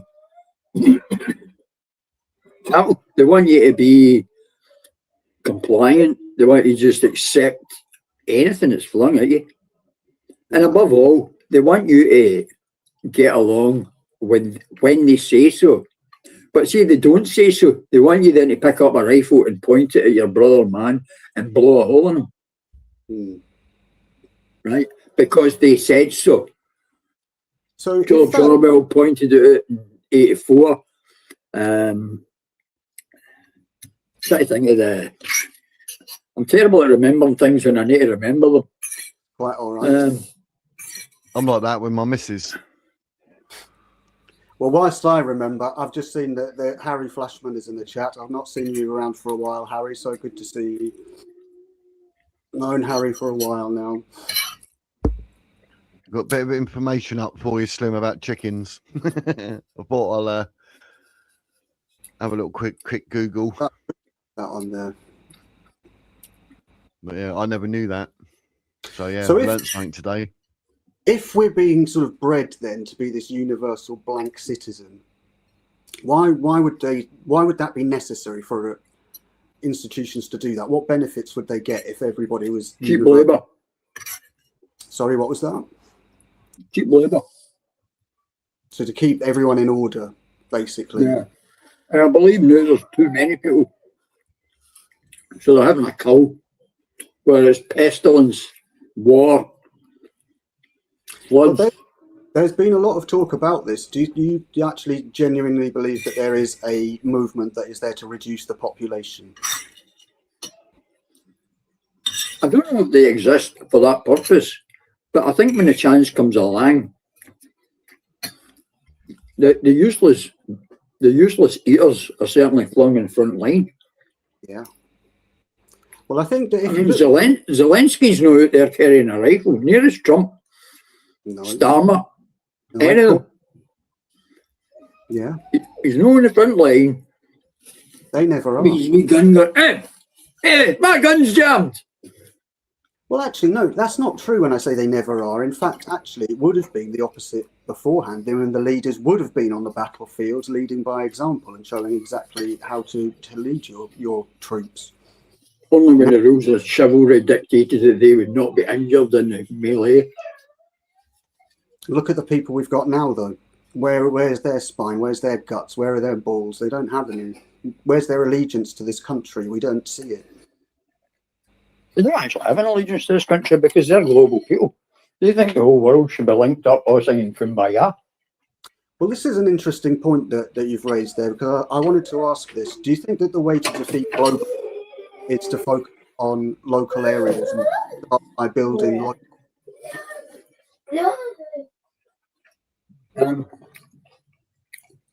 No, I think it'd take mass movements. You think mass movements?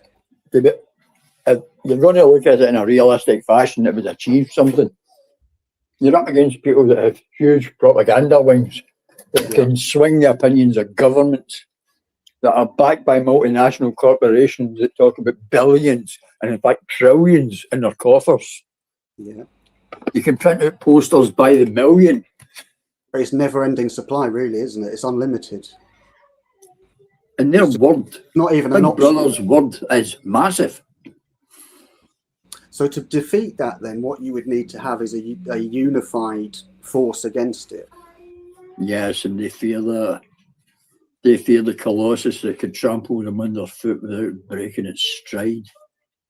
Well, that's why propaganda is so important to them, to keep us down. See, if I stop fighting with you and stop arguing with the Wiz, and stop no getting along with the Muslims, and the Sikhs stop fighting with the Muslims, and the Congolese stop fighting with all the whiteys, and the Chinese stop fighting with the world as an economic, and we all got together and say, hang on a moment. There is a very, very small group of people dictating what we eat, where we go, how we speak, how we live our lives, what we do in our time off, and the quality of my existence at every level. I have a cunning plan. Well, if we look at it in that way as a plan, has it been a plan that has tried to fix society and has overreached, or was it a plan that was fundamentally sort of evil in intent to begin with? Does evil consider itself to be evil? I know people get up in the morning intent on doing evil things, right? Yeah. But as a friend says, nobody gets up in the morning and says, I'm going to be evil today. I pointed out, you can't possibly actually know that. I'm sure in the history of mankind, somebody has got up and said, I'm just going to be evil for a Elliot. Yeah. But Muhammad, these people on the left, the right, whether or the Muslims or the far left, any of these people, they do not consider themselves to be evil. Evil is a perception other people have of them. Mm-hmm. Right? Yeah. I consider the lefties, to be honest, to be a bit thick at times, despite being educated and having a huge word base. I consider them a bit thick, and the fact that they have soaked up such an absurd idea that has already killed 110 million people, and they go along, sponsored by Socialist Worker, waving their wee banner. I'm gonna get a micro banner here. Follow my flag. Real old chant in time. Real old chant in time. Real old chant in time. Yeah. All that kind of stuff. They're all pre-printed, and all we know that they get that sort of funding. So that is a way, I think, of showing that the ordinary. You're not one of the other. Right. The other, no, I'm not one of the others. No, I can assure you, I'm You're not. doing it them with their banners. No, I know what you mean. I mean, do mass movements really actually work? Well, if you're on the left and you're united, they certainly work. They ended up with what?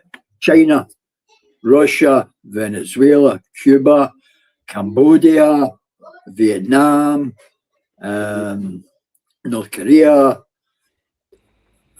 several small African nations. I say small in comparison to Africa rather than small in comparison to our landmass, because even the smallest places in Africa dwarf our landmass. Yeah. But these mass movements, they certainly work. Because look at Russia's about a third of the planet. And communism took over Russia and China. That accounts for half the landmass in the whole planet. True.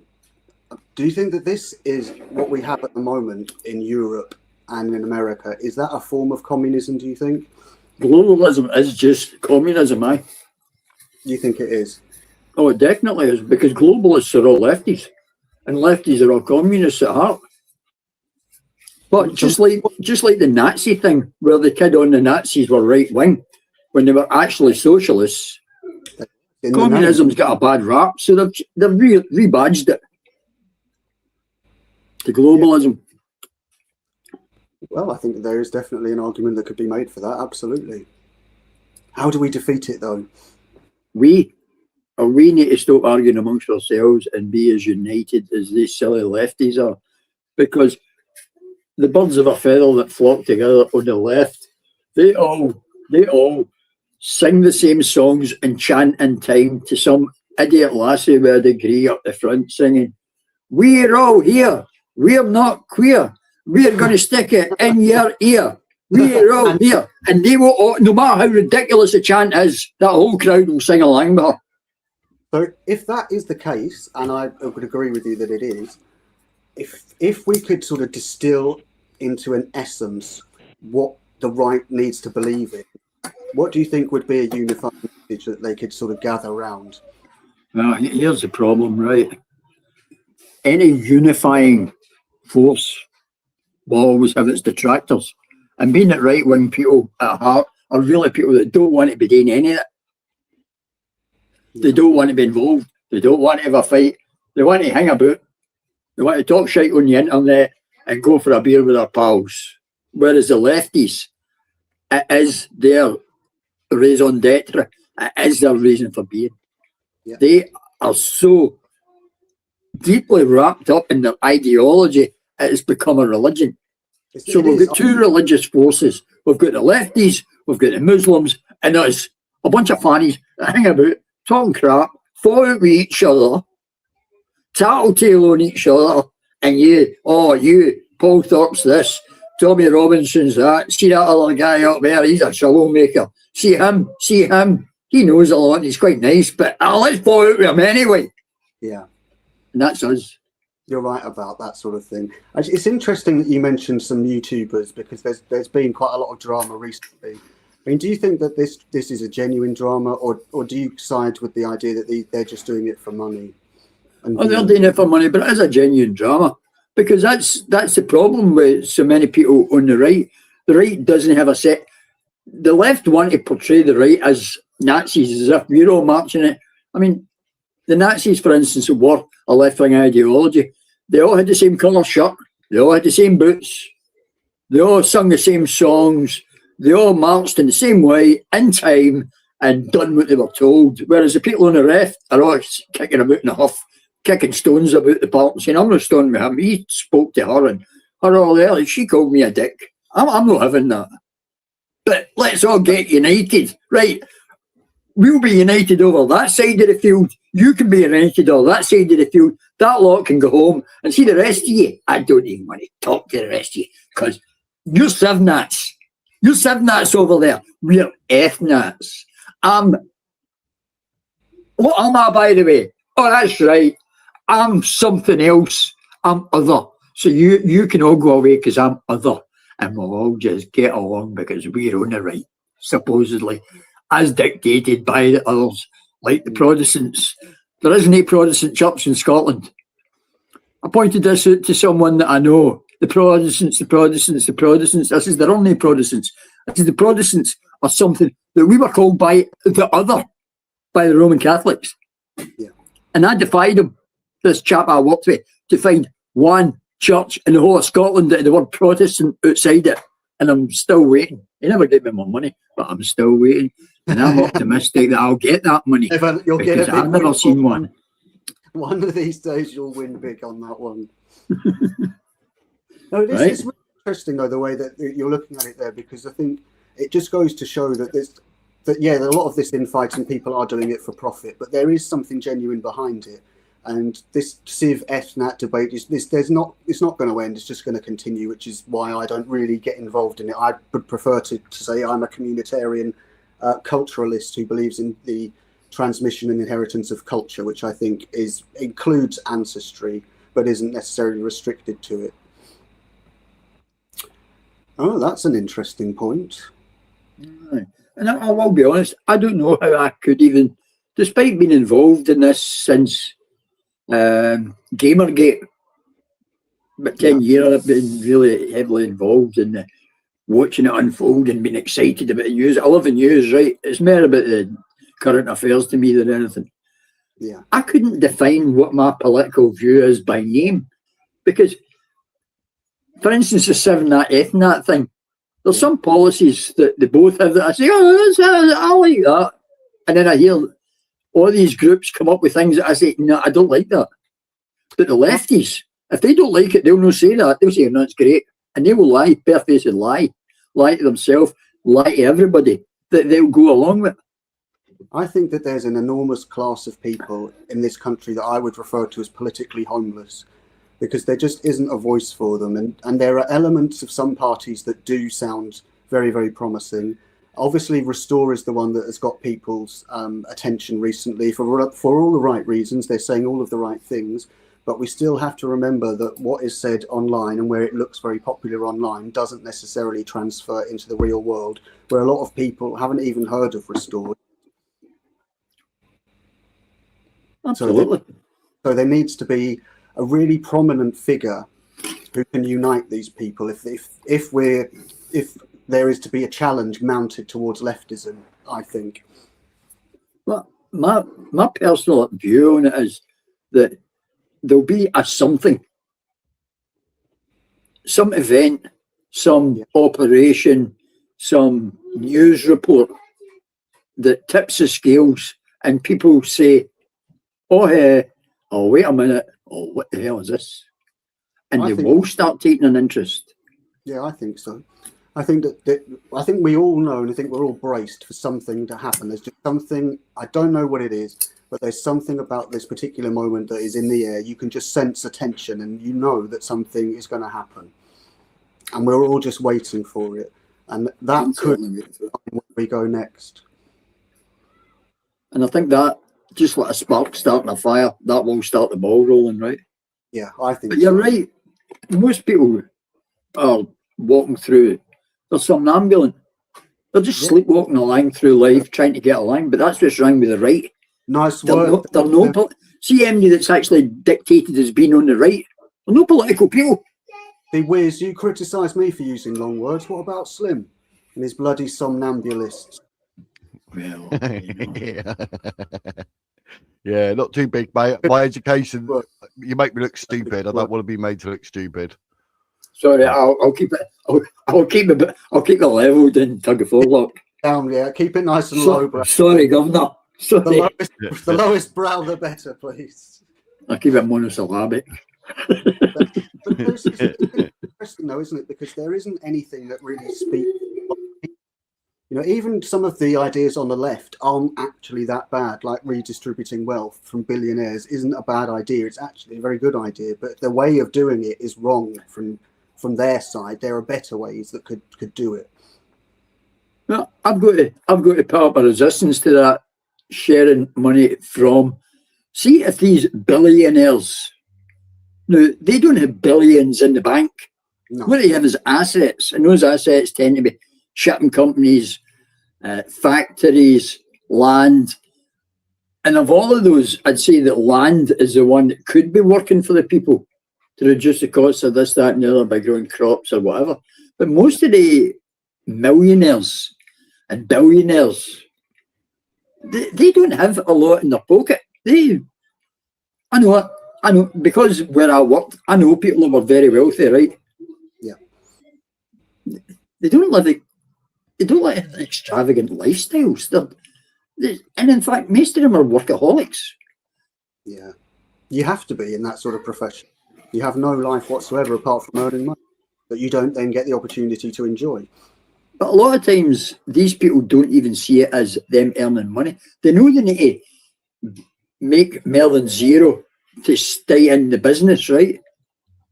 But I can assure you, I know a guy who the only real outward sign that he's got anything is his car, and even that's a bit scruffy, despite being a top of the line car. I could tell you, see at 10 o'clock any day of the week, I could tell you where he'd be. I could drive you down and chap on the factory door, kick the factory door a few times, and he'd be shuffling about behind it, seeing who was outside the door. Yeah. His staff have all gone home at 5 o'clock, and he's there at 10:30, at 11 at night, still setting it up, organising, working away, ordering stuff. It never ends. Yeah, that's right. Now, see this redistribution of wealth?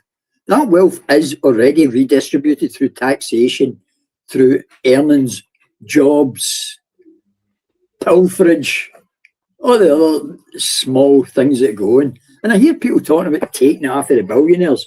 You don't take it off of the billionaires. They take it, they put it in their pocket and they walk away.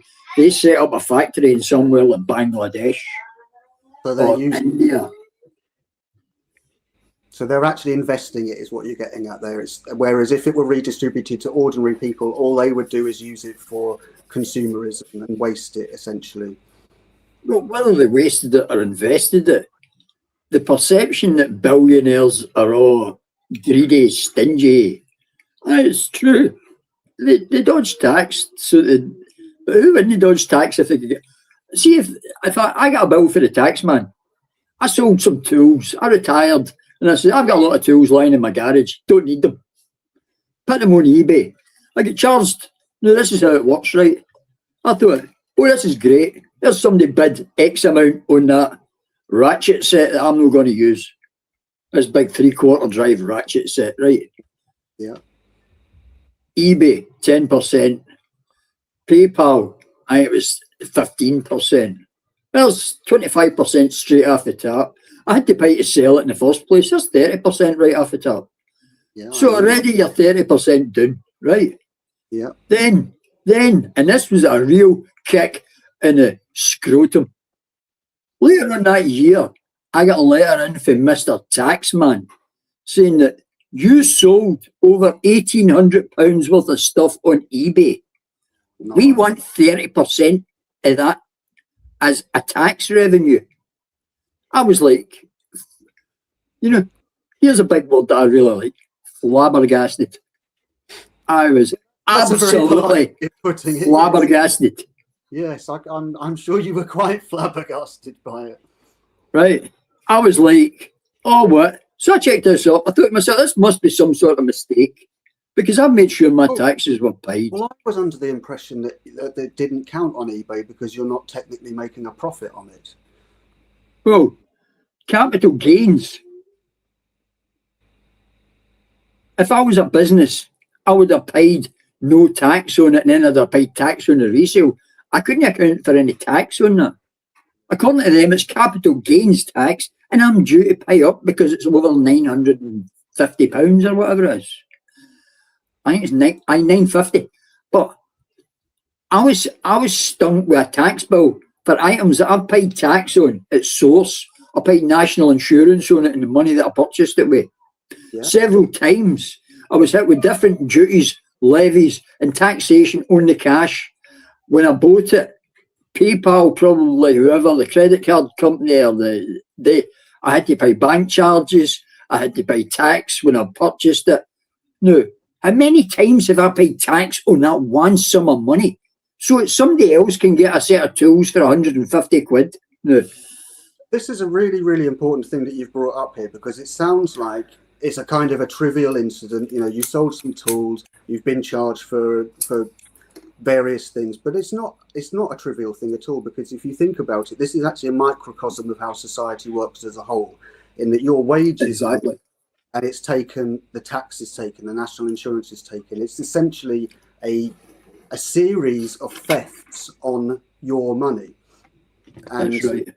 When people talk about this WEF idea of you'll own nothing and be happy, as if it's some sort of future plan, it's not a future plan. There's something that's already happening. I mean, hey, Bobby, how you doing, man? Hello, fellas. Hope everyone's well. Hello, Wizard, Jake, Slim. Since I've seen you, Bobby. The first time I've ever seen you, and it's not dark. Yeah, I know, man. Jake, I missed you, man. Missed you all, man. Flipping heck, ain't seen her for ages. Well, from Lubna's channel. Sorry, Wizard. But I hope you're all doing well. Yeah, hope you're all doing well. Very well. Oh, yeah, no, I've been away, Jake and Wizard and Slim, for a while. I had an operation and that, and Ramadan came, and then yeah, so I haven't shaved or anything for ages. Look at me, man. I had one to got rid of the badge. Just about to say, he's going Wizard. You don't want to tell everyone. But you're doing all right now, though, Bobby. You've got over your operation. Yeah, I'm okay now. Just about, yeah. I've been watching you guys. I've been watching everyone, and obviously, you know, watching everyone's concerns and everything. Well, I've got a question for you, Bobby. I've got to ask it. And oh, is it? Oh man, I always get the questions, man. Yeah, go on. I've got to ask this question. Slim will appreciate it too, I'm sure. Go on. What did you think? I mean, I'm not holding you responsible for every Muslim in the country. Don't get that. Yeah, go on.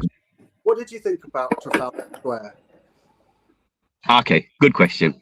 Right. I think. Oh, and what did it mean to Muslims as a group? All right, fair enough. All right, I'll give it from my perspective. Personally, I don't go out praying in the open, if that makes sense. Yeah. But sometimes, if like, you know, in mosque and that, like where I live, the odd time it's been so filled that I had to do it outside the front door, if that makes sense.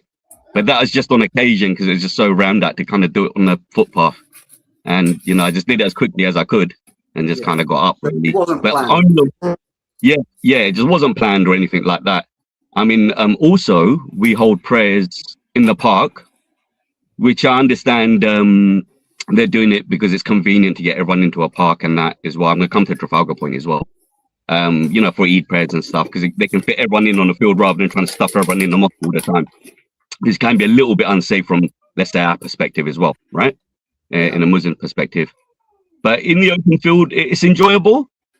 I mean, obviously, some people, when they see a mass of people together, regardless of reason, it can just sometimes look uncomfortable, you know, whether you understand what's going on or not, right?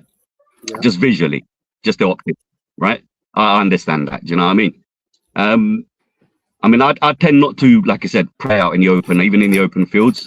I'd still find a mosque to go to. That's just me personally. That's just how I've always done it. I felt uncomfortable in the field because obviously you get muddy feet and stuff like this, and you have to put your shoes somewhere. And then you walk around trying to find your shoes in the rain and the muddy. Now, I did it once. Sorry, just to be honest, I did do it once in the park. But when I experienced what it was like with the mud and that, because it rained like previously and that, I thought I'm not going to do that again because I just got the socks and that muddy everything, right? So I was like, I'm not doing that again. So that's my personal other reason as well, yeah, from a logistical perspective. In Trafalgar, the Muslims that went there mostly, I would say I like the soft type of lefty type of Muslims, not necessarily the trouble causer type.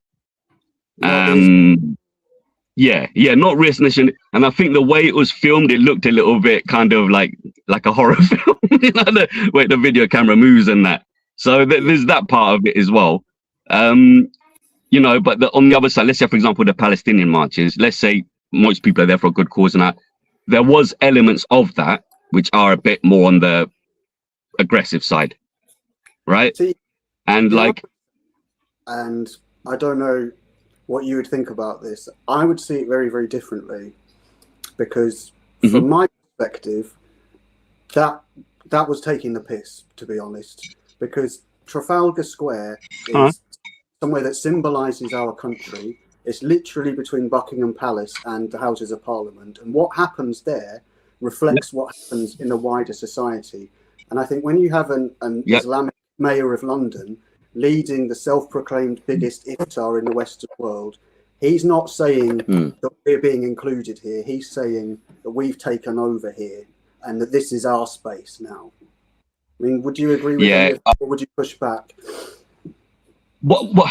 I'll be honest with you, I'm not a massive fan of Sadiq Khan, and he does have a way of winding people up, right? So, yeah, definitely, man. Like I don't like him. Look, me as a Muslim, like you lot probably think, what kind of Muslim am I? I'm probably taking the piss or I'm whatever, but I'm genuinely trying to balance my British side with my Islamic side and trying to come to some kind of conclusion with fellas like yourself that have got brains, that have got experience, that have got big education and that.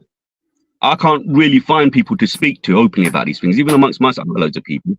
That's why I come online. You know, I don't know you guys personally, but because you lot speak about interesting things, I want to speak about interesting things. As a Muslim, do you find it hard to have certain conversations within your community and that you want to speak to other people? Oh, yeah, definitely.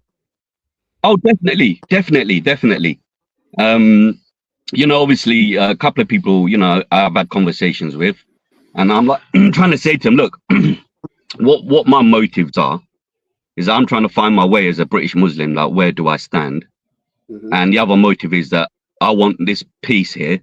I don't want any trouble, you know, with the native English and everyone else and all that kind of stuff. I've always noticed, you know, you've never tried to push an agenda. You've always been very, very open about the British sort of lifestyle that you have. And it certainly does seem that you have far more of a awareness of British culture than some of the Muslims I've spoken to online, that's for sure. I know, I find it really strange as well. I mean, there's so many elements to that, man. Like I've even spoke to you before about the hobbies, like the way that I kind of worked with like English people in the car trade, and which I generally kind of consider quite right wing, quite markets, you know. Oh, the dodgy car salesman, the second-hand car salesman, I got labeled with that stuff. You know what I mean, as well. But these are all kind of working class style jobs, and nearly all of my jobs are working class style jobs, right? Yeah. But then when I went college and university and that, everyone there was left wing, and the way that they spoke and the way they thought and that was different to people who I'd speak out there. Like, and it was always weird for me trying to kind of like marry the two things up and being Muslim, and then the class system thing came into it as well. Right. You know, other than the racism stuff, the classism stuff coming into it. So, you know, it got very confusing for me at times. Do you think there is racism or Islamophobia that exists, or do you think that it's sometimes the behaviours of the Islamic community that contribute towards that? It's all of it, man. It's a bit of everything, isn't it? I think with Muslims and Islamic extremists, there's different type of problems here, right? We've got the migrant problem first, right? whether they're good people, bad people, or whatever. Yeah, illegal migrants and legal migrants. Whether it's good people or bad people, whatever. That's, you know what I mean. That's whatever what the thing is. Then you got other types of people, whether they're criminals, like hardened criminals, yeah, in one sense, or the other type of extremist type of terrorist type of criminal. So you got like different types, and then you got the pedos. Do you see what I mean? So there's different sections. Some of it overlaps, some of it. Do you see what I mean? It's really difficult, like trying to get to grips with all of it. Is my honest answer. The immigration thing, I think we could agree that we don't want the trouble causes here. They can go first. Anyone that's not like British born and has caused harm here, they can go straight away. Do you know what I mean? I think we're all right with that. Am I right in thinking you're Luton based? Is that right? Or is it London? No, I'm actually in London. I'm in Brixton. Oh, you're in Brixton? Yeah. So is Brixton a very Islamic area? It is, in a sense. It is. It has become, around here, it's mostly black Muslims. Yeah, I was going to say it was renowned for being a black area. Yeah, and that's been the change. So it's like, yeah, a black area, but then it kind of become a certain portion of it is like black and Muslim because of Brixton Mosque and all that kind of stuff. And for so, you, I mean, good thing, I would get. So for you, that would be a good thing. In a sense, it kind of did help the area, like bring some of the crime rate down and stuff like that. And it kind of gave some young folks a bit of control and discipline and that kind of thing. I think it did help to a certain degree. What about the people who lived there before, though? How might they see it, do you think? Do you think they would see it as a good thing? Man, I don't know. Maybe they've seen some of the improvements it's brought. Maybe they find it uncomfortable. I think in South London, I think because people kind of know more now, a lot more than they used to. Like when I was young, people didn't know much about Islam, like even in the 2000s. Do you get it? Yeah. But now I go out there and I see like so many different types of Muslims. Do you see? I see so many black Muslims. I see a lot of English convert Muslims as well. So this is what I've been seeing.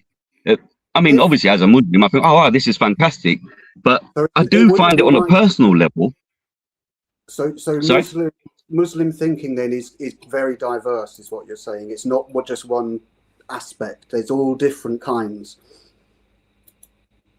For me, I have an appreciation for that diversity without going into that lefty realms. Do you see what I'm trying to say? Right, that's the issue. I think that's the difference. Like I do kind of see the good and bad in everyone as well, and I can see which, let's say we do look at things in a stereotypical way, right? Yeah. I've been brought up like that as well, so I can see where, for example, English people are good at certain things. Black people are good at certain things. Asian people are good at certain things. Do you see what I'm trying to say? For example, like with my operation, it was a Jewish doctor. Jewish doctors are fantastic. I've always said that from day one. Even my Muslim friends, when they hear me say that Jewish doctors are the best, man. Jewish doctors are the best. I always say that, yeah. And when they hear me say that, they're like, what? You know what I mean? Right? And then like this time when I went, it was a Jewish doctor that operated and that on me. And I come back with a big smile on my face. He goes, oh, yeah. And my family goes to me that, I had the operation. I come back with a big mask thing like this. So literally, all you can see is my eyes. He had a big mummy mask, had an operation on my face here. I had an operation here, man. Yeah, so I just look like they look like a giant mummy, man. So then, like, I was just still happy. And now my mum goes, you've had a big operation. Your whole face is covered like this in a big bandage. You look like a flipping mummy. And you're happy. I guess, yeah, mum was a really good Jewish doctor, did an operation, so I'm all right. I feel happy. That's basically, do you know what I mean? And that's not stacking up to it. It's just me recognizing certain people are good at certain things. Do you know what I mean? Like if I want to curry, I want to go to an Asian person. If I want a good mechanic, I'll go to an English or an Italian guy. Do you know what I mean? Right? Yeah. It's a bit of this, right? And people are very uncomfortable talking in that way as well. Like recognizing the positive in the diversity. Do you see what I mean? Any extremists in your life? Have I? Yeah. When I was younger, like 16, 17, 18, around them times I did. Did they try and recruit And you? Or... indirectly, yeah. Right. Indirectly. Okay. What I mean by that is obviously handing out leaflets, you know, about things going on around the world, what you'd probably consider as propagandist material. Sort of Sometimes, anti-American. sometimes showing an odd video and oh, you know, you Muslims, have you seen what's going on in this country? And now we're going to show you a video. So that would Do you know what I mean? That's a kind of like a form of grooming, really, isn't it? In Bro, preparing I was well uncomfortable because I was all getting into my Islam thing. One of my friends would teach me a few things about it and that, and I like the community side of it. You know, when I was young, 14, 15, so I like the community side of it and this and that a little bit. I was getting into it. And then when I went to college and stuff, then a couple of these weird characters popped up here and there. Do you know what I mean? And then certain questions would come to my mind, like certain things I can kind of put together now. Like, for example, this whole idea of being born in England, being British born. Like, we had people coming from other countries, almost like kind of gutting out our kind of, what would you call it? Like our British rights, or kind of gutting out the Britishness from us. Okay. Almost like self-hating, like, and not letting us recognize that we're British born and we have an allegiance to our country. Do you see what I'm trying to say? I do see what you're saying. Slim, what do you think about that? Do you think that they Like almost trying to not let us recognize that don't recognize your patriotism to your land where you're born on. Yeah. It's almost like they're telling us indirectly, but you know, the whole brotherhood thing, you know, counts more in a sense, right? Yeah. So it did confuse me a little bit. Like, I've had conversations with people, you know, about this, and obviously I'm trying to find that line. Like, obviously there's so many things I want to speak to you about, Jake, man, in particular. Maybe we could one day have a private phone call or something one day, who knows, yeah? As summer's coming, do you know what I mean? Yeah, thanks, man. Yeah. So with the DEI stuff and that, oh, sorry, you lot are talking about the civic nationalists and you're talking about ethno-nationalists, right? And this is the conversation, that the whole line thing about who's British, who's not, all that, yeah? You guys have spoken about it, so I don't need to go through it. Well, with you guys, you've spoken about it on Matt, right? Now, I'm saying, sure. Before we get into that, I can't shout now. I've got a throat thing going on, so I sound a bit weird and all that. So I couldn't shout over you or nothing. Not that I really wanted to, but I just wanted to bring you back because obviously I thought I'd have to have a look because I know I read something, but I didn't have the facts. But regards to the Brixton, so far this year, there's been 2,298 offences, with the most common include obviously violence and sexual violence. But Brixton has a crime rate that is higher than the London average. Yeah. So at the moment, these figures show that Brixton crime rate is going up. But I assume, you know, different parts of Brixton. But South London is really dangerous. Yeah, but South London in general, from Brixton to Croydon, it's kind of bad here. And do the Muslim people in the area, do they sort of police their own areas or anything like that to keep crime down? Would you call one out? Would you call out a fellow Muslim? You know what? I think he was involved in crime. Sorry? Sorry, would you call out a fellow Muslim if they were doing something wrong? Would you call them out and, you know, expose them? I personally would. Yeah, but obviously because I've got a little bit of guts and I'm like that. Do you know what I mean? A lot of people, whether they're Muslim or not, they're soft, man. Do you know what I mean? Like they won't say anything because they'll be scared. Do you see what I mean? Like even me, obviously being where I am, people are thinking, right, you got a lot of balls to fucking come online and talk about this, and you're from Brixton. Do you know what I mean? Right? Yeah. But you know, no one else is gonna do it. I better bloody do it. Do you know what I mean? But surely though, you shouldn't be. You see, it's that whole thing that if we don't talk to each other, we're never gonna resolve nothing. Look, we're all nice people. What's the problem? Do you know what I mean? In that sense, we just want to get rid of the arseholes. We just want to get and calm down the people that are causing trouble, even if they're British. I'd like to say there's Jake had asked, right? There's group and there's personal. There's a group ideal and there's personal ideals. All these wee bubbles inside the group ideal, all the individual people have their own wee views and their own wee takes on the bigger society, the Ummah, for instance. Yeah. Everybody will have, every Muslim will have his own ideas about that. But fantastic. Yeah, no, great point. And that's basically part of my journey. And that's part of my journey is what you picked up on. Like obviously this one thing of the brotherhood type thing. And like let's say sticking together in faith. Hello? I'm listening. Yeah. Oh, is it frozen? Oh, bugger. That was a really interesting question. We'll have to see what he says about the Ummah, because that is a really interesting point, because that... Ah, he's back. Yeah, I come back. Yeah, no, my internet just cut out for a second. I'm just going to put my headphones in because my speakers and my microphone are a bit crap. So I hope I can hear you better now. Because the idea yeah, of can you speak up? Yeah, the idea of the Ummah is really not a British idea at all. It's very alien to the British sort of concept. So how can you marry the look, yeah, I mean this obviously, look, we have like our national identities, yeah, and we have our countries and our borders and stuff, right? Yeah. And you have like a Muslim brotherhood, which, you know, obviously can be local and it can be international, right? Like as in we're all one. But, you know, obviously the idea is nice. The idea is, let's say, is nice, yeah, but it's not really as powerful, as big as people make out. Like sometimes, you know, when I hear you guys talk, I think, right, man, like, you don't really think we're that smart. Like, do you know what I mean? You know, the way you make sometimes Muslims sound so devious, and I'm like, right, you really think we're that smart? I think it's cheeseburger, we're in that, you know, we're in that even.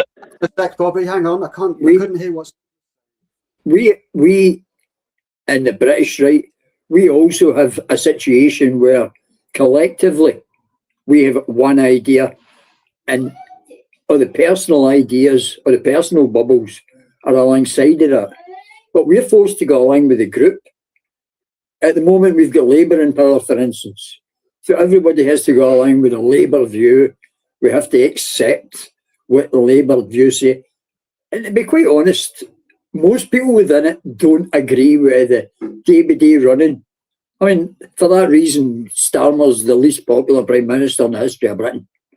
But we all have to accept what's happening because we have no say in it. And that's the problem. We've got groups that are run by people who are zealots, who are crazies, who are maniacs, who are self-serving. And we all suffer for the top down. Because there's an old saying, shit rolls downhill. Right? I mean, they shit, it lands on us. I mean, the question I mean, what I've generally found, it is some of the... Well, I would just ask that in Islam, your belief in God is everything, isn't it? Your whole sort of way of life is based around faith in that this is the divine word of God for all time. And that's something that really clashes with the British way of thinking, because we don't believe that, but we respect your right to believe that. And I think the problem is coming from where people who have that opinion in divine authority, they think that that opinion is so absolutely right that means that their belief system is better than the British. And so for some British people, that can feel like they're being dominated at the moment or taken over. Does that kind of make sense, do you think? Of course it does. Of course it does, Jake. Otherwise you guys wouldn't be saying it all. Do you know what I mean? You're not crazy people who just woke up and just saying it. Do you know what I mean? Of course it might make people uncomfortable. I mean, look, the one side to this, yeah, is that I think most of the trouble causes are foreign. You know, they bring poisonous ideas in and more radical elements, let's say. Yeah, which we didn't have when we were young, because we didn't have that population here. So that there wasn't that here before. Certainly when I grew up in the 80s and 90s, we didn't have anybody who was like that.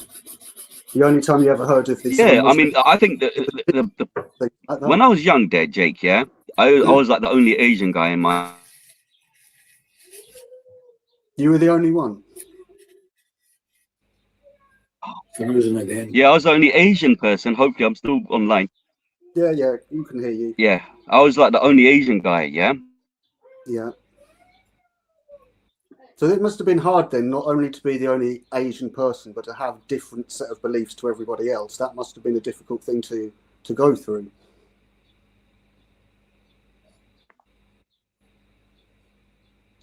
Hello, am I back?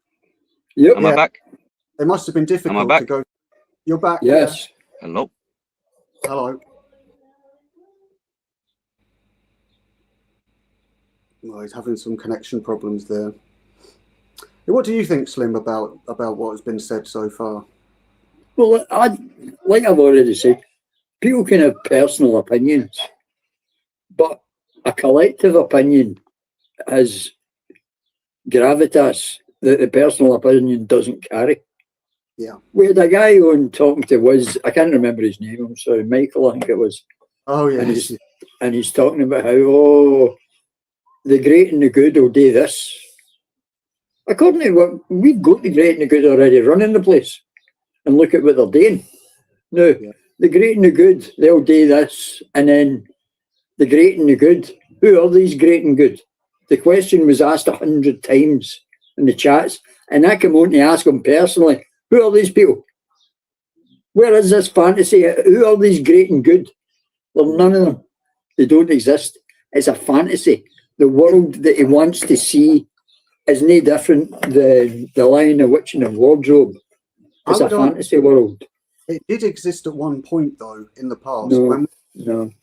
Aristocracy, they were deliberately schooled to lead and trained to lead, and they were genuinely bred to believe that they were there to lead the country and the empire. And that's something that we don't have anymore. So in that regard, the great and the good. No, it is a fact that while the great and the good that you've described are running the place, if we take it to Edwardian or the Victorian era, even after the Industrial Revolution, we had children in coal mines, we had child prostitution, we had typhus, cholera, syphilis, we had smallpox. Do you want me to go on and on and on? I could sit here tomorrow telling you the problems we had. No, you're absolutely right. These great and good running it don't translate to heaven and earth. What they translate is a perception that people have that they were great and good. Now, it's like dealing with Churchill. Some people view Churchill as a hero. Some people view him as a demon.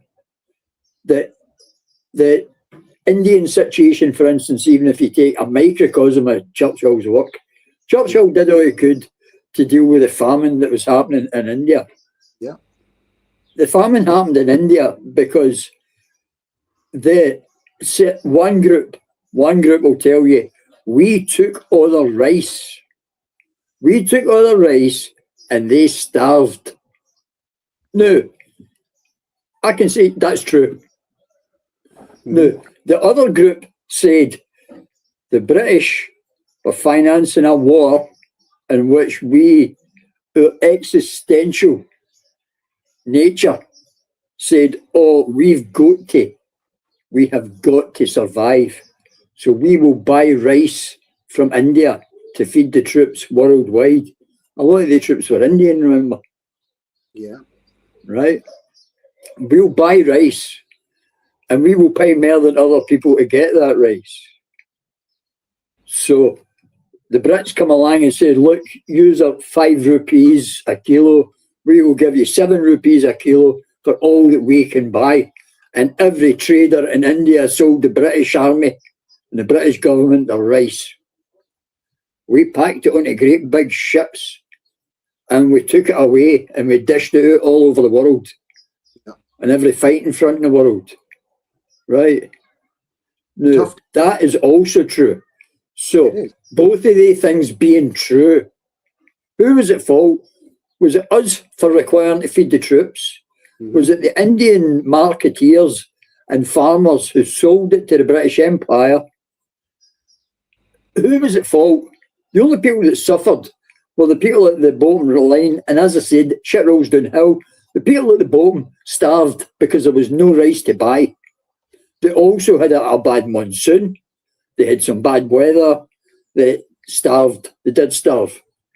Many people starved. Now, every one of the aspects is true when viewed from that angle. But ultimately, if you just look at the reality, the traders sold it. That's what happens with free enterprise. There were no philanthropists in India saying, wait a minute, we'll pay that to feed the people in India. And some of the Raj were billionaires. Yes. You ever hear MD say, no, the Raj should have stepped in and said, no, we need to keep enough rice back to feed our own population? I've never heard MD say that in all these discussions that I've listened to where Churchill was a monster. Churchill did all he could, but he had no resources left. We were fighting a war on every front of the planet. We were fighting in Africa. We were fighting in the Russian front lines, practically. We were fighting Germany all over Europe. They went... How would you figure in, I mean, because this is a very controversial moment, but how would you factor in, for example, the destruction of Dresden and Hamburg? I mean, would you say that they were legitimate targets, or do you think that that was very much a case of oversight on Churchill's orders? I don't know. Bomber Paris, was he a monster or a hero? No. We did bomb Dresden. The country was bombed completely out of existence. We bombed Monte Cassino as well. We bombed other places that were war crimes or seen as war crimes. Yeah. We were fighting for our very existence. Mm-hmm. And they say all's fair in love and war. Dresden was no different than London. The Germans were bombing London. They were. They were flattening large areas in London. I mean, The Germans were trying to bomb Glasgow. Yeah. And I think the main difference is a lot of the buildings at Dresden were wooden, so it caused a massive firestorm that destroyed the town. But many people have used that also as an example to show that Churchill was a monster. Churchill might have been seen as a monster, but Churchill was charged with saving Britain and its people from total annihilation. No. I talked about the morality of war before. See somebody that starts a thing, somebody that carries on a thing, somebody that marches, it doesn't matter whether it's the projected 3.2 or they claim 6 million, marches them into gas chambers, rips their teeth out, turns their bones into fertiliser and their air into uniforms. I mean, see when you're dealing with that, levelling a city to try to get a bearing factory or a couple of manufacturing resources, bear in mind that bomb targeting wasn't that great at that time period. You could bomb a small town and completely miss the small town. Yeah. They did. A small town, they missed it completely. Right. Now, that's how accurate bombing was. They're trying to hit docklands, farms, ports, this, that and the other at night with 1930s technology. Yeah. And dumb bombs. And it's what? There it is, there's a light in the harbour, drop them and run away. And that's what they did. So whether he was a monster or a hero, we don't speak German now. No, that's true. The Germans did bomb a lot of our cities. The Germans spent a lot of time trying to bomb a particular place in Glasgow. Yeah. Also, with the Germans, there was the connections with the royal family, and there were rumours that Edward was he the Uncle seventh? Willie. The one who abdicated. He was certainly very tight with Hitler, and there were Edward. Yeah, Edward. There were rumours about them wanting to sign a pact, and I read somewhere that there was like a sort of tacit agreement that He did sign a pact. They did actually sign one, did they? Mm-hmm. We'd already agreed that Britain would be siding with the Germans. Yeah. And you need to remember the royal family. They actually are the same royal family that were part of the Russian royal family, the Belgian royal family, the German. Uncle Willie, the Kaiser, Wilhelm III, was Victoria's uncle. They were all related, closely related. And our so-called royal family, the Saxe-Coburg-Gothas, they are German. They changed their name to Windsor so it didn't sound like a bunch of foreigners. Yeah. So all these things are down to perspective and opinions. There's no rights or wrongs. Well, whether Churchill was a hero or a monster, I don't know. I'll leave it to you to describe. I think Churchill done a good job of what he was tasked with. because we don't speak German. And I would also add to that that a man of the caliber of Churchill is what we need right now, and that we're sorely lacking, because the system that we have today doesn't allow for people like Churchill to exist anymore. I mean, he would have been crushed in today's system, denied as being a racist and a drunkard. That's right. But that was then, and this is now. Yes. And now, you mentioned an existential crisis. Do you think that Islam is an existential crisis to... Well, I'm sorry, but I think that any situation or group, bear in mind that I'm classed as right-wing by those that listen to my ideas. Mm-hmm. I don't think that we should have to live under a foreign rule. I don't think we should even have to live on the left-wing rule. I'd like to think that we could all just get along and have a nice time. Mm-hmm. I'm not forcing other people to live a certain lifestyle. But see if someone else comes in and tries to impose their lifestyle on you, I think that's wrong. And I would hammer it flat. And see, when it comes to the morality of self-existence, if I'm sitting here in my chair and the world decide that they're going to kill me, if every bug on this planet decided they were going to get out of their seats and they were going to come in my front door and they wanted to wipe me out and take my house off me, I can assure you, the morality of self-preservation is such that they would all 8 billion of them, be lying flat with their guts spilling out in the street before I would give up my home to any of them. They are going to come into my house and take it from me. No. If I had the resources at my disposal, those Gatling guns would be firing 24 hours a day. Industrially, they would be mass-produced, mass-manufactured. The ammunition would be belt-fed for trucks. The only reason they would stop was to get the barrels changed when they melted. And I would have teams of people changing those barrels in a heartbeat.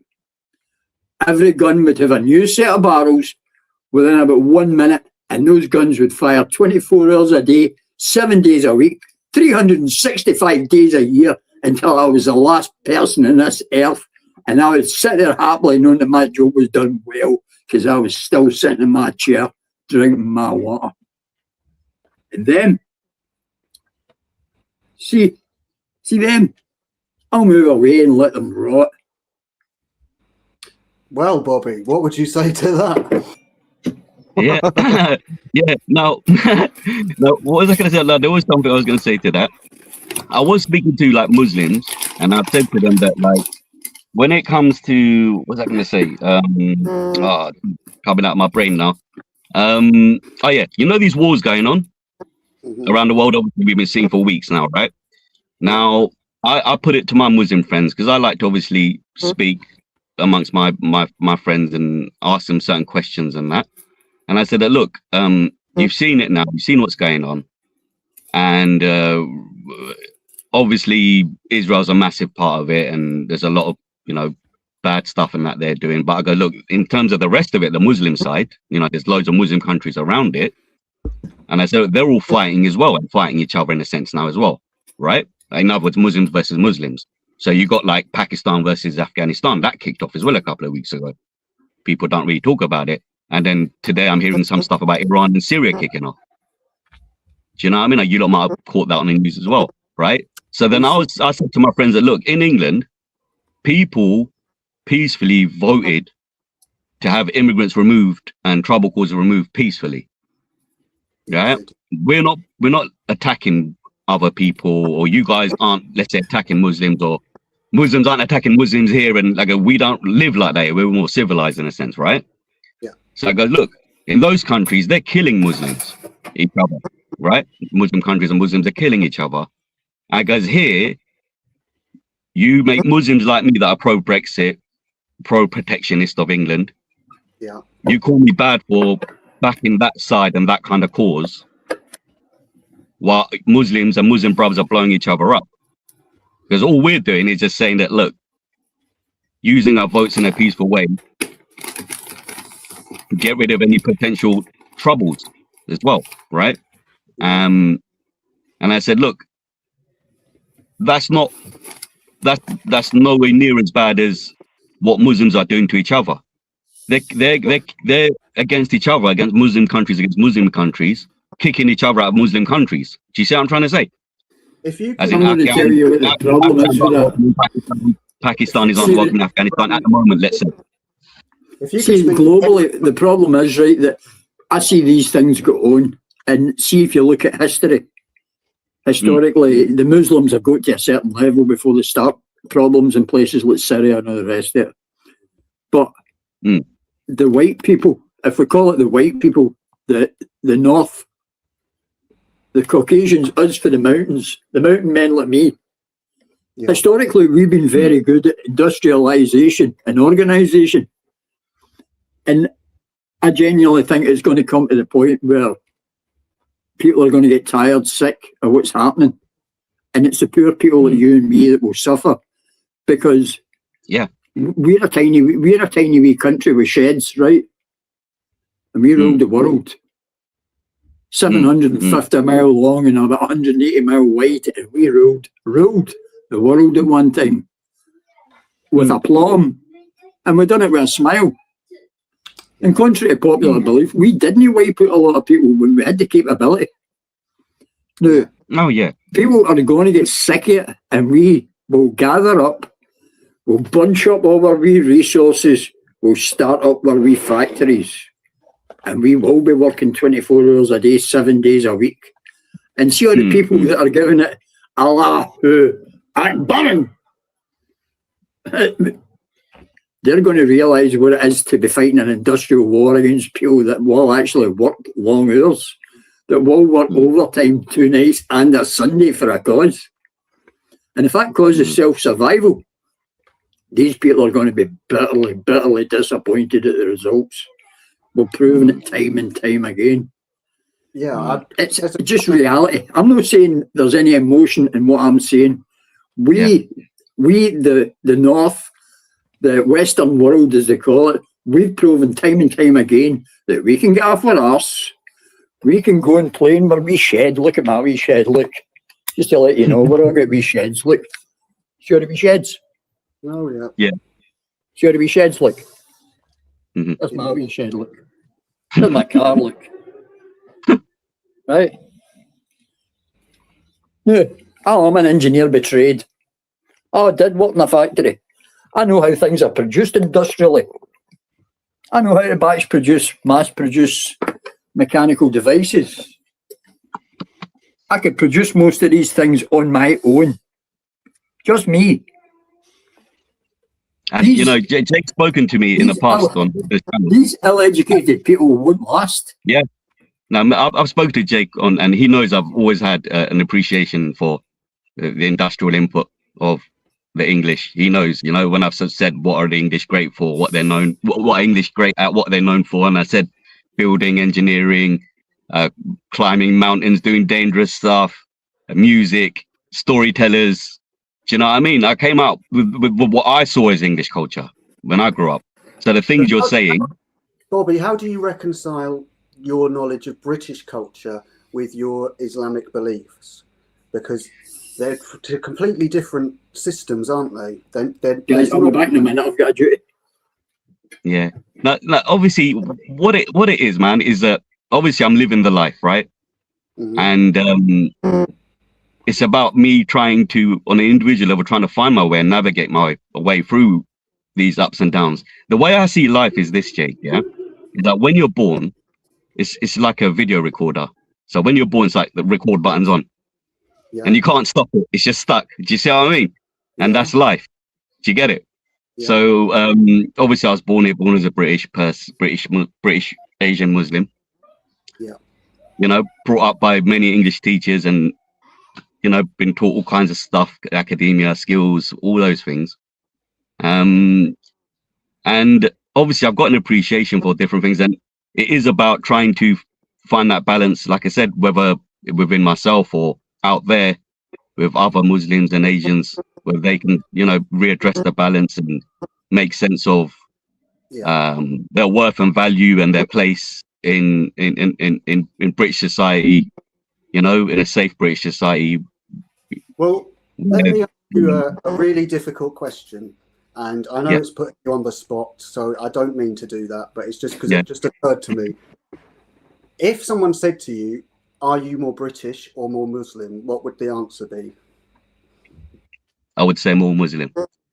See, this is the problem that we have. I would say more Muslim, but you see what it is. For it depends how religious you are. With some people, religion will always be first. Yeah. Right. Regardless, even Christians, even some Hindus, and that. I suppose. I mean, it's that whole thing. I think an education thing of what is England, what does it stand for, and I think there's been a shyness of like British history and archaeology, and that. There's so much that wasn't taught to me about this country and things that are in this country and monuments and churches and, you know, all kinds of nice things, you know. And if there was more of an education around that, there'd be more of an appreciation, I think, as well, and more of like a protectionist kind of attitude. Yourself leaving your faith? Me, no. No. What makes it so absolute for you? What gives you that sense of confidence in your beliefs? Jake, life has been very tough for me, very tough. I'm not saying, oh yeah, everyone feels sorry for me. I know everyone's had their own challenges, but for me to just have my faith when life has been so tough is the only ongoing thing that I have to hold on to. Whether family members are around, not around, friends are there for you, not there for you, all those kind of things. You always hope and feel that God is watching over you and watching out for you and hopefully looking out for your best. I suppose the best way I could put it. Yeah. You know, in the good times and the bad times. It's been a constant source of comfort in a way. Yes. Yeah. Now, what would you say to people though who would say that Islam can't exist peacefully with other people and it has to be dominant? I mean, would you say that were true? It's difficult, man.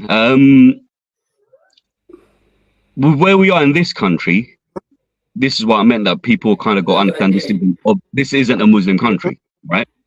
Yeah. People need to kind of obviously, and that's what I meant by the re-education of like, what is the background of this country? Who are the original peoples? What are the original faiths and religions? Look, even with us and that, they don't even teach us anything about the, you know, the Irish kind of issues with Ireland and England and that. Like, if you speak to an Asian person, they don't know anything about it. They could probably tell you more about politics between India and Pakistan than they could about what's going on between the Irish and, you know, do you see what I mean? Like actual things that are so are you local to us. That Asian communities don't have enough of a sort of cultural understanding of Britain and its history, and that if they did, perhaps that might change things? Yes. Okay. Yes. So I would say back to that. What if it didn't change them? What if it actually made them more strong in their own beliefs and thought, right, well, I definitely don't want my life like that. I'm definitely a Muslim. Then if they don't like what they see and they don't like what they learn, then fuck off. Then they're free to leave, I suppose. Yeah. Yeah, you know, even with me, Jake, like I love my British culture, my British side. I love my Islam. And then sometimes I haven't been able to let's say express myself in either way fully. Yeah, no, I completely. So so sometimes I felt like I wish I could just, you know, sometimes be in a Muslim country and, you know, but then I can't cry about racism and accuse, you know, whatever accusations or whatever, you know. Do you see what I mean? Then I can't blame anyone except for myself, kind of thing, for anything. Do you see what I mean? Do you think there is a problem with racism in this country? I mean, I know that Islam isn't a race, but Asian obviously is. Do you think there is a problem? For me,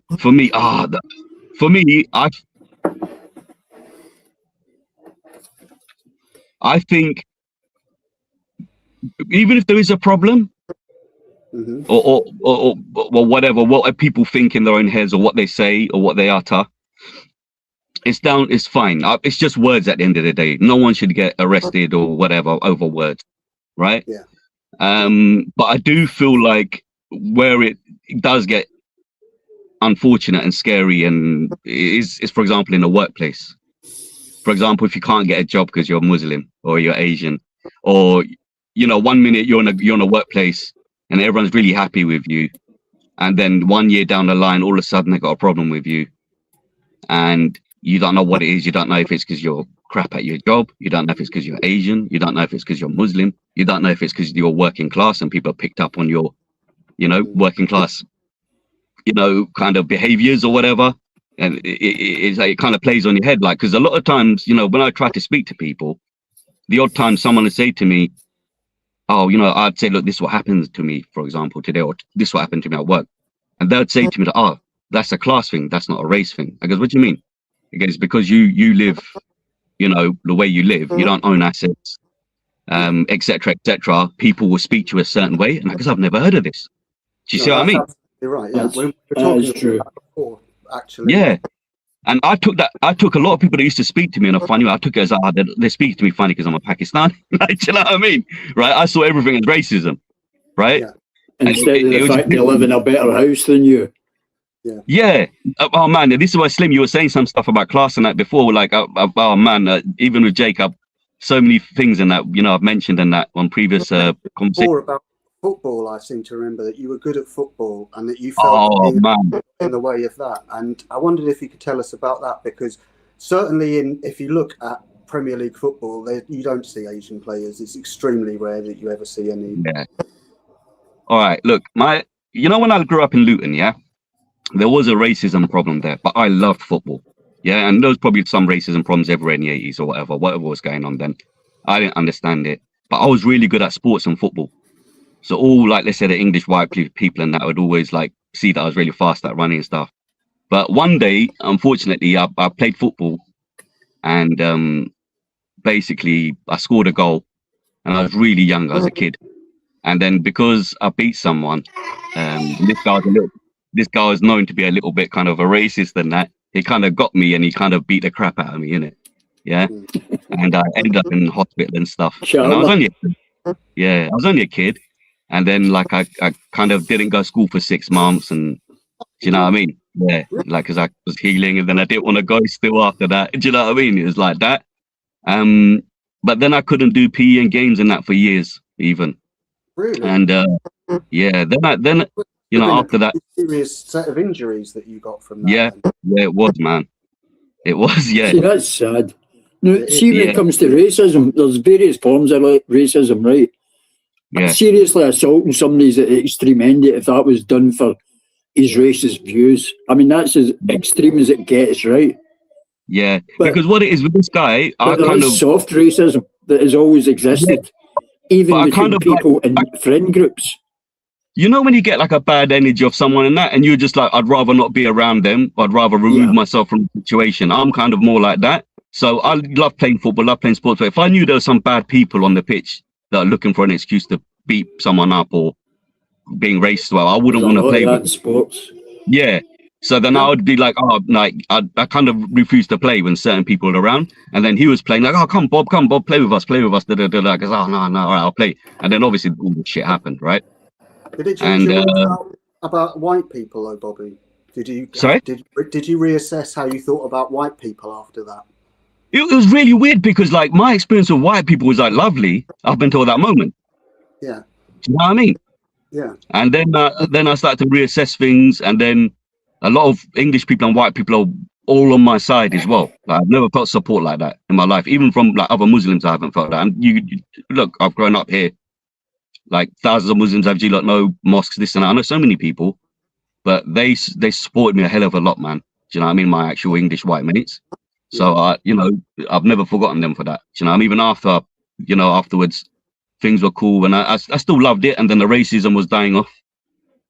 Do you know what I mean? Yeah. So I was just really happy then. But then my parents always had problems, you see. So they split up. Hence why I ended up in South London. Right. Okay. Yeah. Can I say something? There's a soft racism, right, that exists among every group. And for me, I watch a guy called Get Angry Bootneck. He's always got a comment about the Scots. He's always got a comment about the Scots, right? But But none of the Scots take offence at it. Now, see if that was any of these other groups, transsexuals, the lefties, the Muslims, they go, oh, hoity-toity about it. Certain groups get really upset about these things, right? And certain groups just accept it as a part, that soft racism, if you like, is just a part of the world. Now, in recent times, comedy has died because the Scotsman, the Englishman, and the Irishman, they can't go into a pub now. Right? Knowing a joke. They might be able to do it in reality, but you can't crack a joke with 3 different races in it. You can't crack a joke about the Pakistani pool attendant. You know his name? No. Yeah, I know. I know. Like, the comedy before is a lot better. Right? These jokes. Yeah, man. Well, what 40 Towers and all that was like the best, man. Do you know what I mean?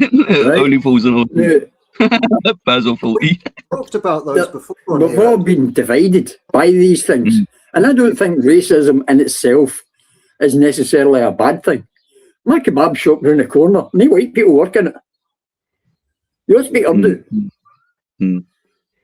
Yeah. Nobody goes in and says, hey, you're a pure racist, you'll not get a white man a job. You will not give a white man a job in here. It's shocking. Where's the white guy working in here? Where's the face-to-face guy working here? I've never seen anybody complain about that. Yeah, I mean, what you mean, like meat shops? The corner shops. One of them's a kebab shop. Okay, kebab shop as well. They've got 6 people there working. Not one of them's got a white face. Even where I live. You know what I mean? Who cares? There's no way they're going to have a guy that looks like me working in that kitchen. You know what, right? I think, I mean, I suppose this is me, yeah? Let's say around here. If you was to come to know your son and said, look, I'm interested in, I don't know, being a chef or cooking or opening my own restaurant one day, could you get me a job in a kebab shop? I could maybe get that sorted out. Do you know what I mean? You know what I mean? Sure you could, but it's just the natural way of things. Yeah. You mean they're more inclined to give it to a person that they know than give it to another? Aye. Well, they're in group. Yeah, and that's everybody has in-group preference, and that's natural. Yeah. But now, sadly, the only people that aren't allowed to have an in-group preference are the white folk. Yeah, I would agree. And if you live in the west of Scotland, it's not just white folk, it's a white Protestant or a white Catholic. Yeah. But this is where the classroom comes in this area, they would never hire a Protestant, ever. Do you still have the sectarian? This. Oh, aye. Yeah. And it's a real serious problem for those that aren't familiar. Oh, aye. Really bad. Yeah. And what we don't want is more sectarianism brought in through other religions. That's why I'm not keen on it, because I grew up with it. I know what it looks like. Yeah. Right. What I want to ask you guys... It's got nothing to do with skin colour, I can assure you. Yeah. Sorry, Bobby, you wanted to ask a question? Yeah, I want to, because I have these questions that come up, but then you guys ask me first, and then I'm like, oh God, I'm going to have to answer this now, and then I'm going to remember that again, right? No, so basically, we're talking about this ethno-national thing and the civic nationalists and the different type of nationalists, right? Is there one in between? Yes, there is one in between. And this is help us out here. This is maybe part of the solution. I think there is one in between, and it's the one that I would use, which is a cultural communitarian, which is where you favour the inheritance of culture and you want to promote and continue the culture rather than actually the ethnicity. The ethnicity is part of culture, is what I would argue. And I think. Do you think, like, obviously, I recognise, like, obviously English people as the natives and that's not hard, you know what I mean? Anyone with a brain cell, right? Now, do you think, like, in, let's say, the last 200 to 100 years that we have developed a second kind of native class, a second native kind of ethnic Brits? Is that something like, people like me maybe fall into that Lubna, people that actually give a damn about this country, do you know what I'm trying to say? right? Do you mean But that's where I disagree with the ethnics. And I spoke about this just before you come on. I don't know how I could describe myself. I think people that's got families here 4 and 5 generations, they're British. They might not be English by heritage. They might not be Scottish by heritage, but they're certainly British. Yeah. I'd like, and for me, this is where you need to be careful listening to these conversations, because a lot of people pitch into these conversations and they're just troublemakers. I agree. And they're probably non-voters.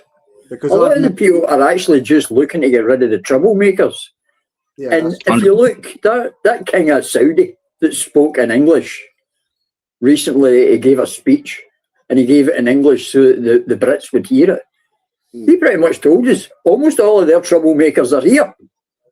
Yeah. They don't have a problem with it in Saudi and a lot of the other Arab countries, because all the troublemakers and the radicals get basically ejected and came to Europe. Yeah. So Europe has become colonised, and I'll use the word colonised, by all the troublemakers and the radicals that they didn't want. No, that's true. And they ruined it for all the decent people of any shade. Good point, though. I think he is right that there is a new class of, let's call them British Asian, in terms of their like cultural allegiance. There is a group that's like that, and I think that they are facing pressure. I mean, there's people like you say, Bobby. You mentioned yourself, Lubna. There's Nuraya Khan as well. There's Shoaib is another one. So there is a group of sort of patriotic Asian people out there. Their voice is not heard as often. I mean, they should be given more of a say, I think, because I think so. they exist. Exactly. And we can't deny that. And that, again, that's where the ethnic problem goes wrong, because it doesn't incorporate culture.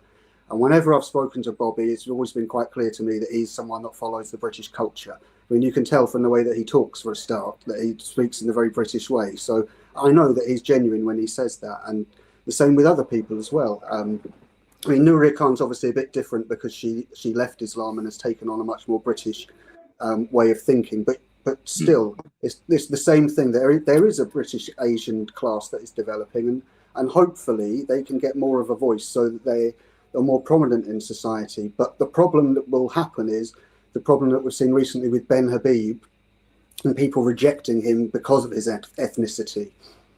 And that, I think, is a shame for the country.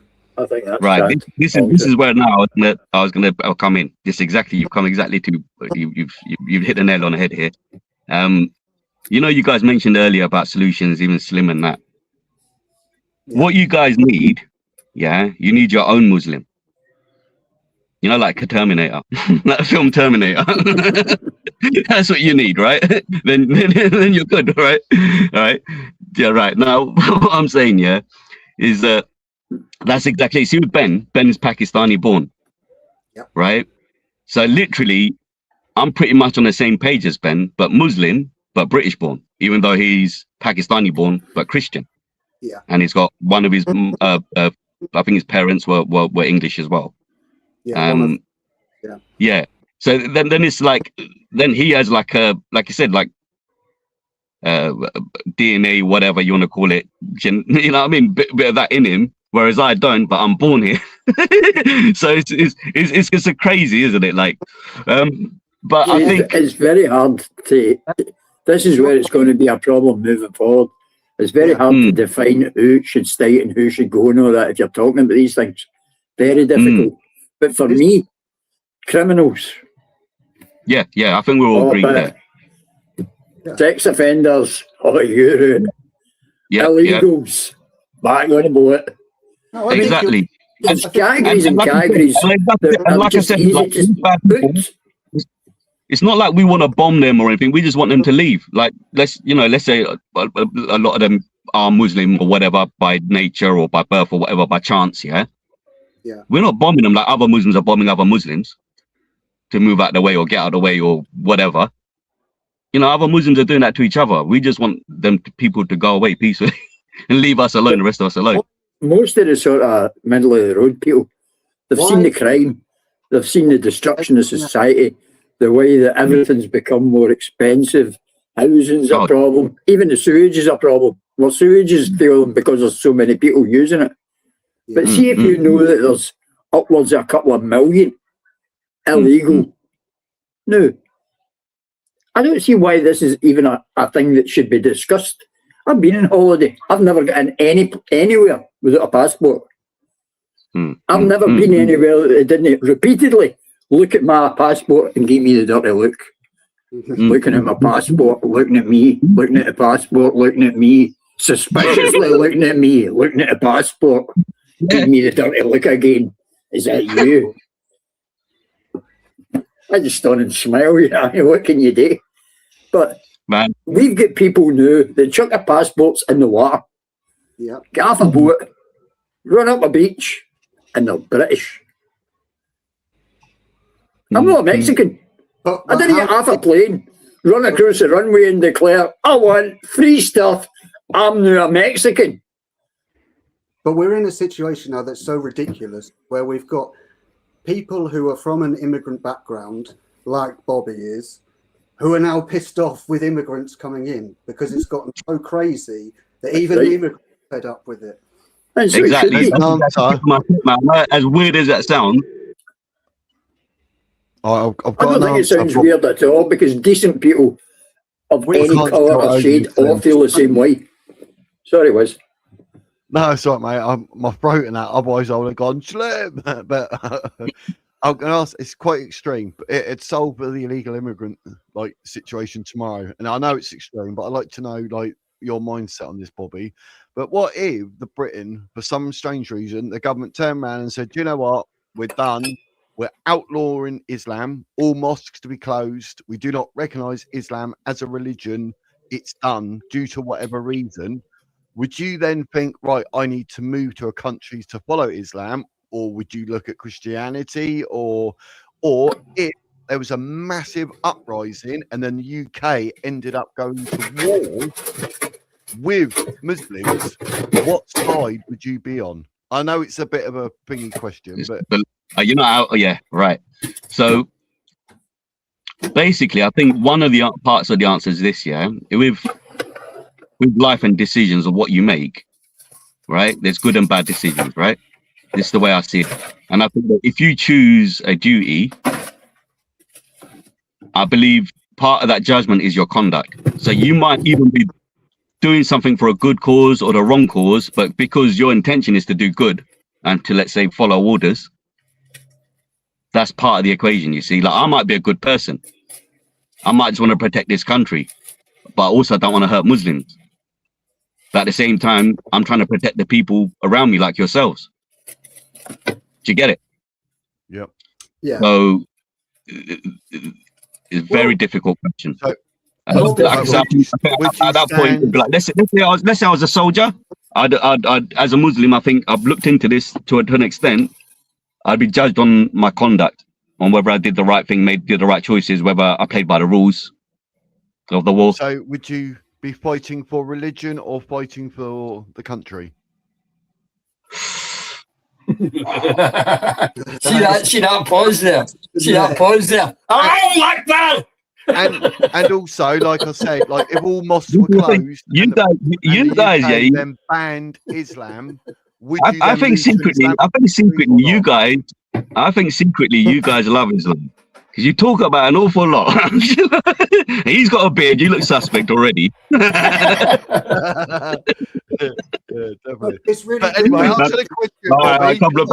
It's a really hard. I don't know, Jake. Honestly, it's very difficult. I promise you. Like, it's very difficult to answer that. There was another two parts to your question as well. If Islam was banned, or mosques, Islam was banned, what would you right? do? Okay. Religiously, if Islam was what banned, would you then? If Islam was banned, they said, look, man, you Muslims have to leave. And I don't know, they gave us a selection of Muslim countries. I'd probably leave. Yeah. I wouldn't change religion, but I'll tell you this. There's nothing wrong with following Jesus from a Muslim's perspective. Yeah. If for example, if Jesus can guide you and make you a good person and make you a godly person and make you a good man or a good woman, we're all for that. So even Muslims like myself, like if you find Islam sometimes a bit foreign or a bit hard to take, if Jesus can solve the problem and And if Jesus can guide you, I'd rather that than nothing. But over Yeah. time, you'd be coming back, would you not? Because obviously, once you've wiped out Jews, it's then the Christians, the non-believers. So eventually, you'll be coming back here, but not to shake our hands, it'll be to chop them off. Do you know what I mean? So, like, if you were in a different country, you're like, because you left because we banned it. One, you're going to hate us more and want to like do something to all British people, which probably wouldn't help. But two, you'll be the hate that you'd have and think, how dare they with my religion? Because we discussed last time, I told you a couple of reasons why it's fake. I don't know if you looked into the Aisha situation and that, but Yeah, I know. Yeah, I did want to. Yeah, we'll speak about that another time as well. Yeah. I did want to That's speak why about that, but not today. Over that, but you'd hate Yeah. us surely, because you'll be like, hang on, we had mosques, you closed all them, you literally do not recognize the Quran or the Hadith. I now live in India, Pakistan, Iran, Iraq. Yeah, it's my right to come back and, you know, jihad, whatever you want to call it. Surely that would then remove all your Britishness that you have now, regardless of how you talk. I'm from London. Surely, if England were or United Kingdom were to take that step and ban it, would that not trigger more hate for this country and for Christianity and maybe Judaism as a whole as well within you as a person, because you've been basically rejected? And Islam is your core belief, you know, it's your life. I mean, and we're basically going to rob you of that. Surely that would make matters worse, and over years eventually surely, you know, people will be coming back to do us a lot of damage, and it'll do more harm than good in the long run. Yeah. Okay. So basically, this is like, let's say, in a war type scenario, right? Like, there's difficult to answer, my friend. In a war type scenario, in a war type scenario, like, it depends how it operates. But what would be the reasons for war as well? Like, because the wars that we have, a lot of it now, you know, people like to talk about the religious connotations and the mythology around the wars that are happening now. But then there's the reality of the war, and the reality of the war, the people getting hurt and the land that's getting lost, and the whatever oil, minerals, whatever it is that's up for grabs. So there's different levels to this. Do you see what I mean? Like, there's different ways people look at it. Some people look at it in a fundamentally Muslim. I'm solely thinking like the Quran, because it's the Quran and Hadith. By reading that can be taken as quite a sort of terrorist manual, should we say, without being insulting. But some of their verses, the surahs and the ayahs, etc., you read them and you're like, hang on a minute. So, I suppose it's from that purely religious side because of the Quran. Sorry, Jake. Yeah, and because of that, and because of the Sharia, does Islam see that they are in a state of war with Christianity or with the British? Basically, what it is, there is this theory that. Sorry, Bobby. We're not. There is this theory that I'm like, you lot, man, you lot, bro, bloody heck, man. My beard isn't long enough to answer these questions. I know. I'm not old enough yet. Next time, grow it. Yeah, my bad. There is this understanding that some people have of Dar al-Harb and Darul Islam, which is like the world of Islam and the world of let's say the non-believer. Yeah. There is this type of theory that some people believe in, but to believe in that, some extremists believe that their point is to kind of just take over all lands and stuff. Yes. Yeah. But most Muslims don't believe that. Now, most let's say Muslims do believe in, let's say, the conduct of war.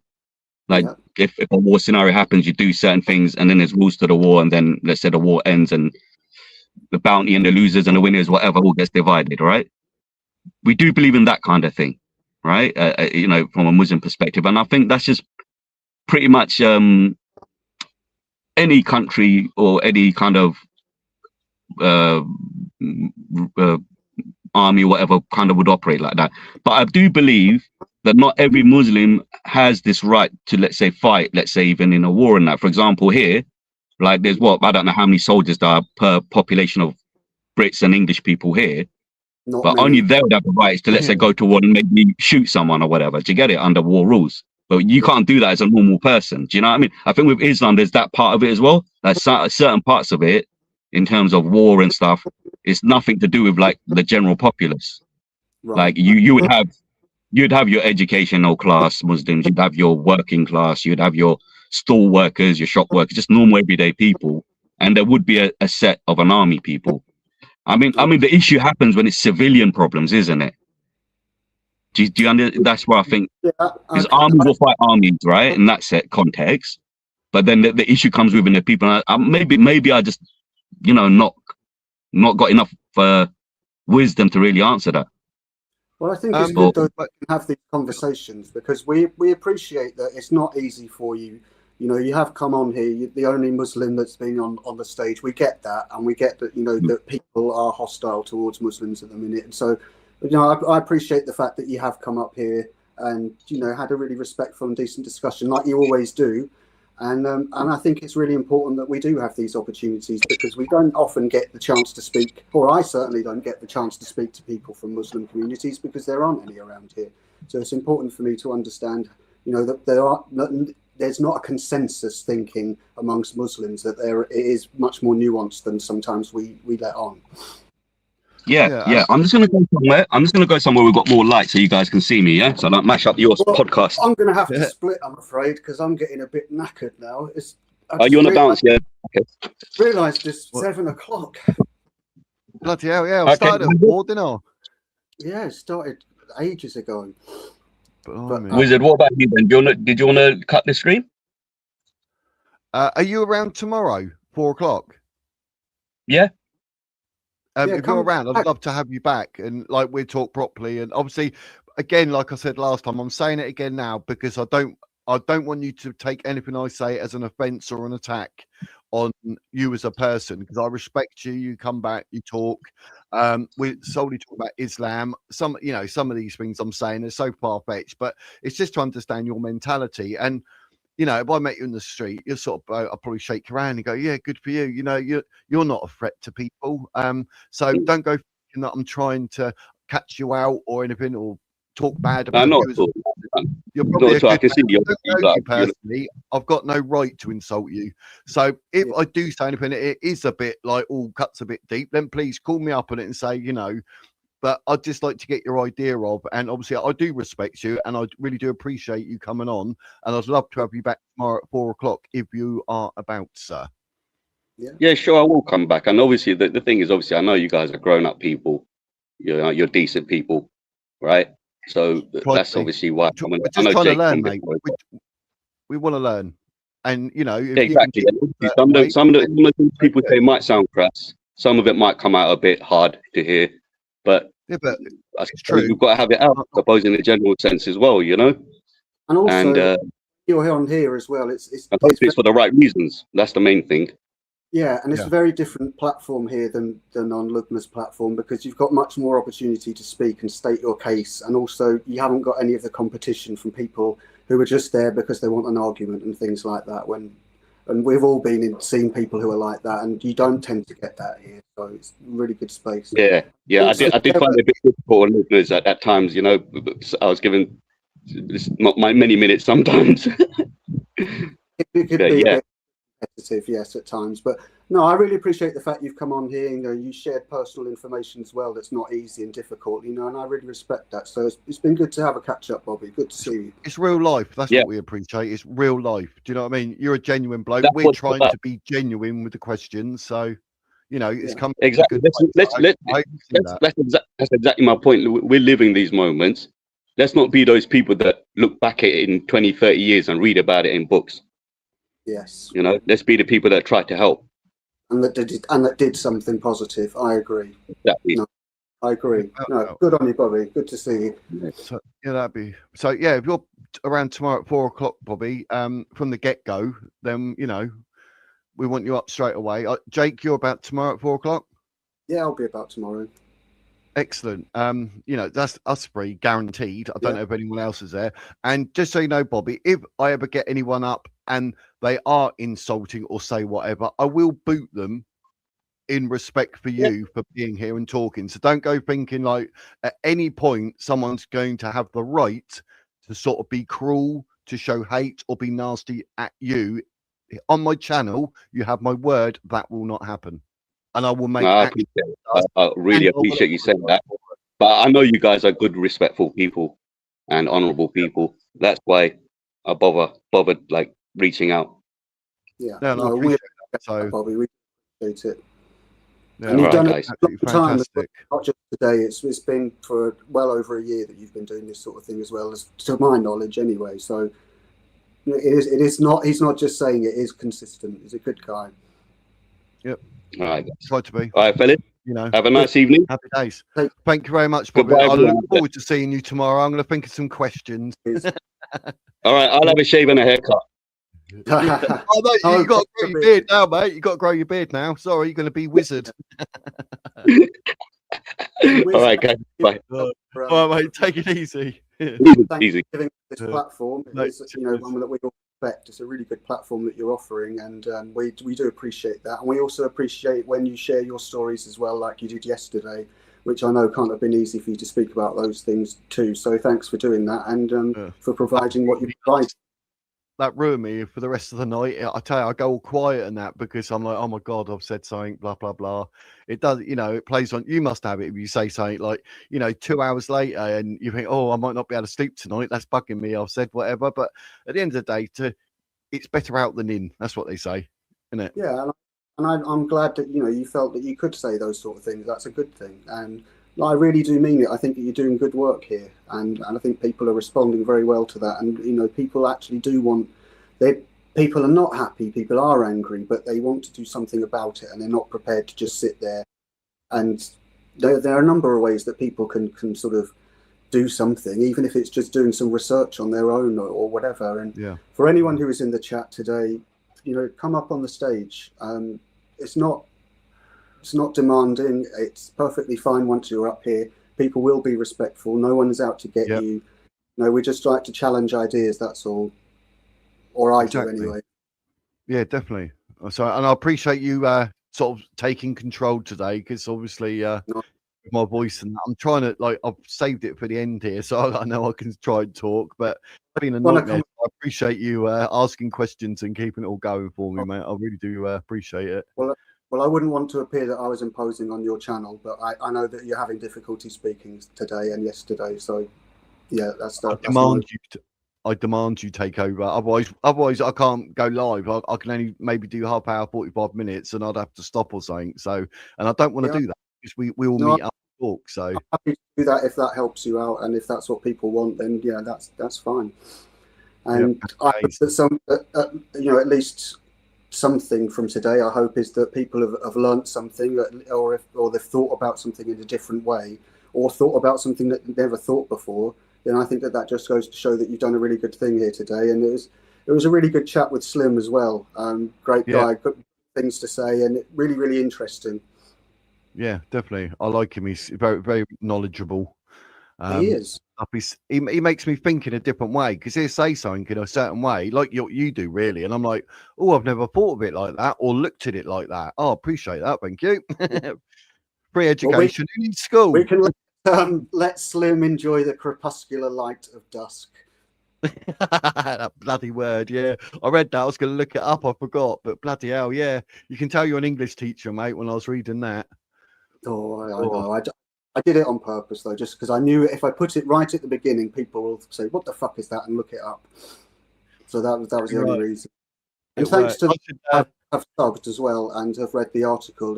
A lot of people have looked at it, and I'm really pleased, because it took a lot longer than normal. Well, I enjoyed that. Actually, I sat there and I read it all in one hit. Not often I do that when it's quite long. I can read half of it. It's a long piece. No, good read, mate. I mean, I'm glad there's no questions about it, because it's something like I find things like that, I'd have to read it again if we were to talk about it. Do you know what I mean? Because my brain, I take in maybe 20%, and then I've got to read it again. But well, to be honest, though, if I were going to talk about that on here, I'd have to have it in front of me, because I'd forget half of it.